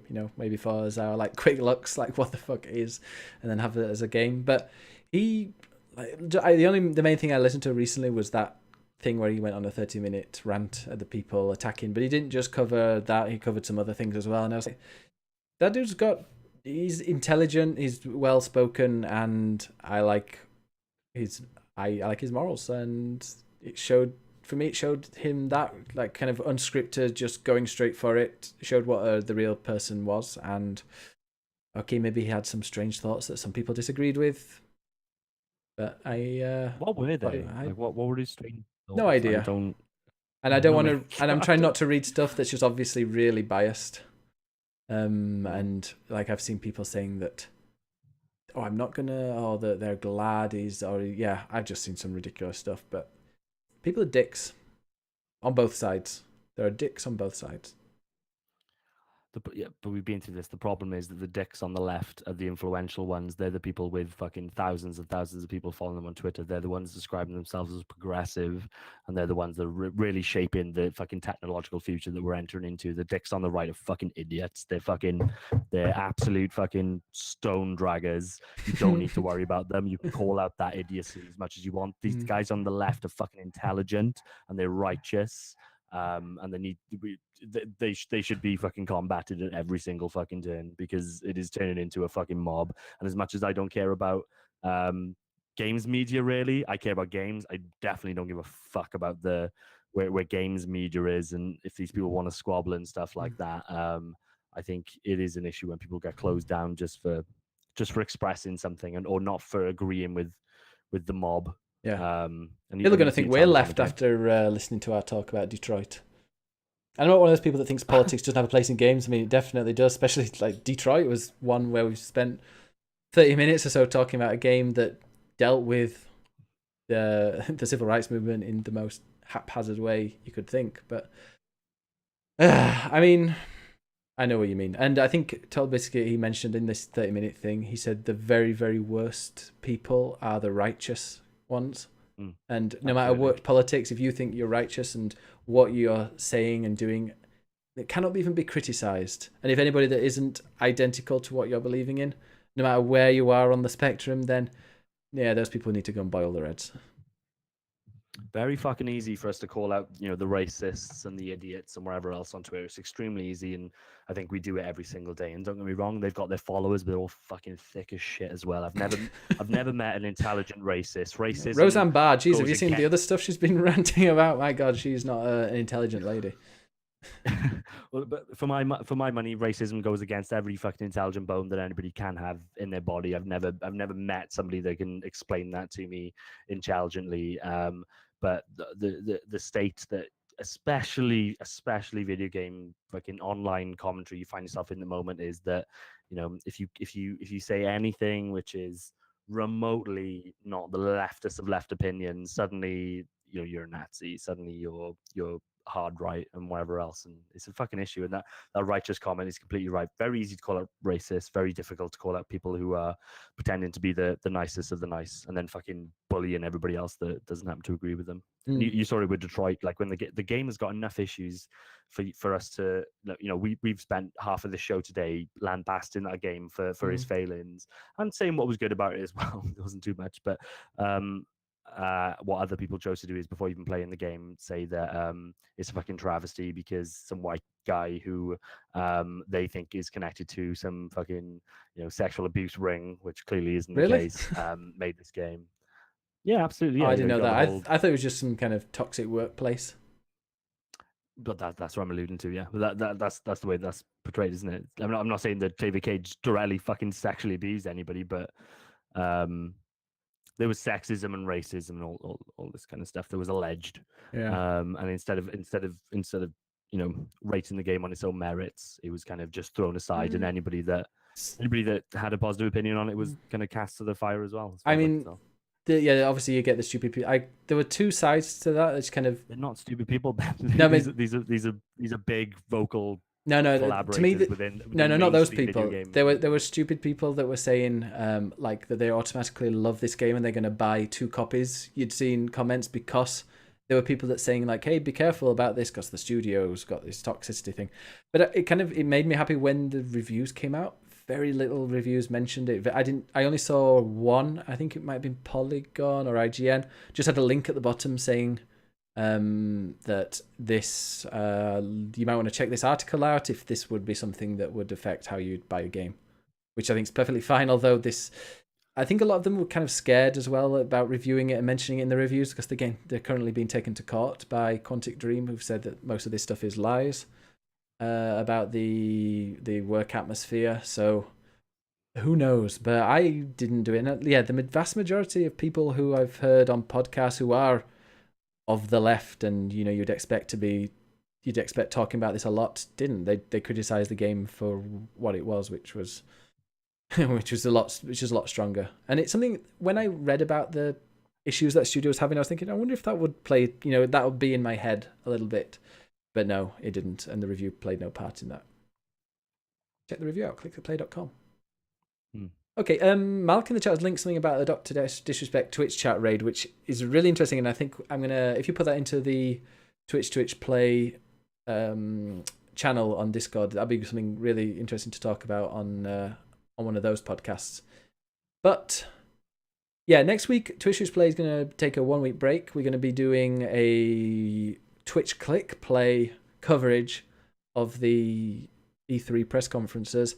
I imagine the week after, I think it would be a good idea to have a Click Play podcast, and then return to Twitch Play the week after. So I guess I imagine there's going to be like the fallout from the press conferences and extra information and details coming out. So I think that would be a good idea. So guess we'll see you next week. Thanks for watching. We don't have an ending, so we just have to say bye. Bye. Bye. I'd bang you like a drum. Yeah. Stick around, guys. I'll be back live in, you were just going into the waiting screen. I'll be back live in 2 minutes once I've just grabbed a drink.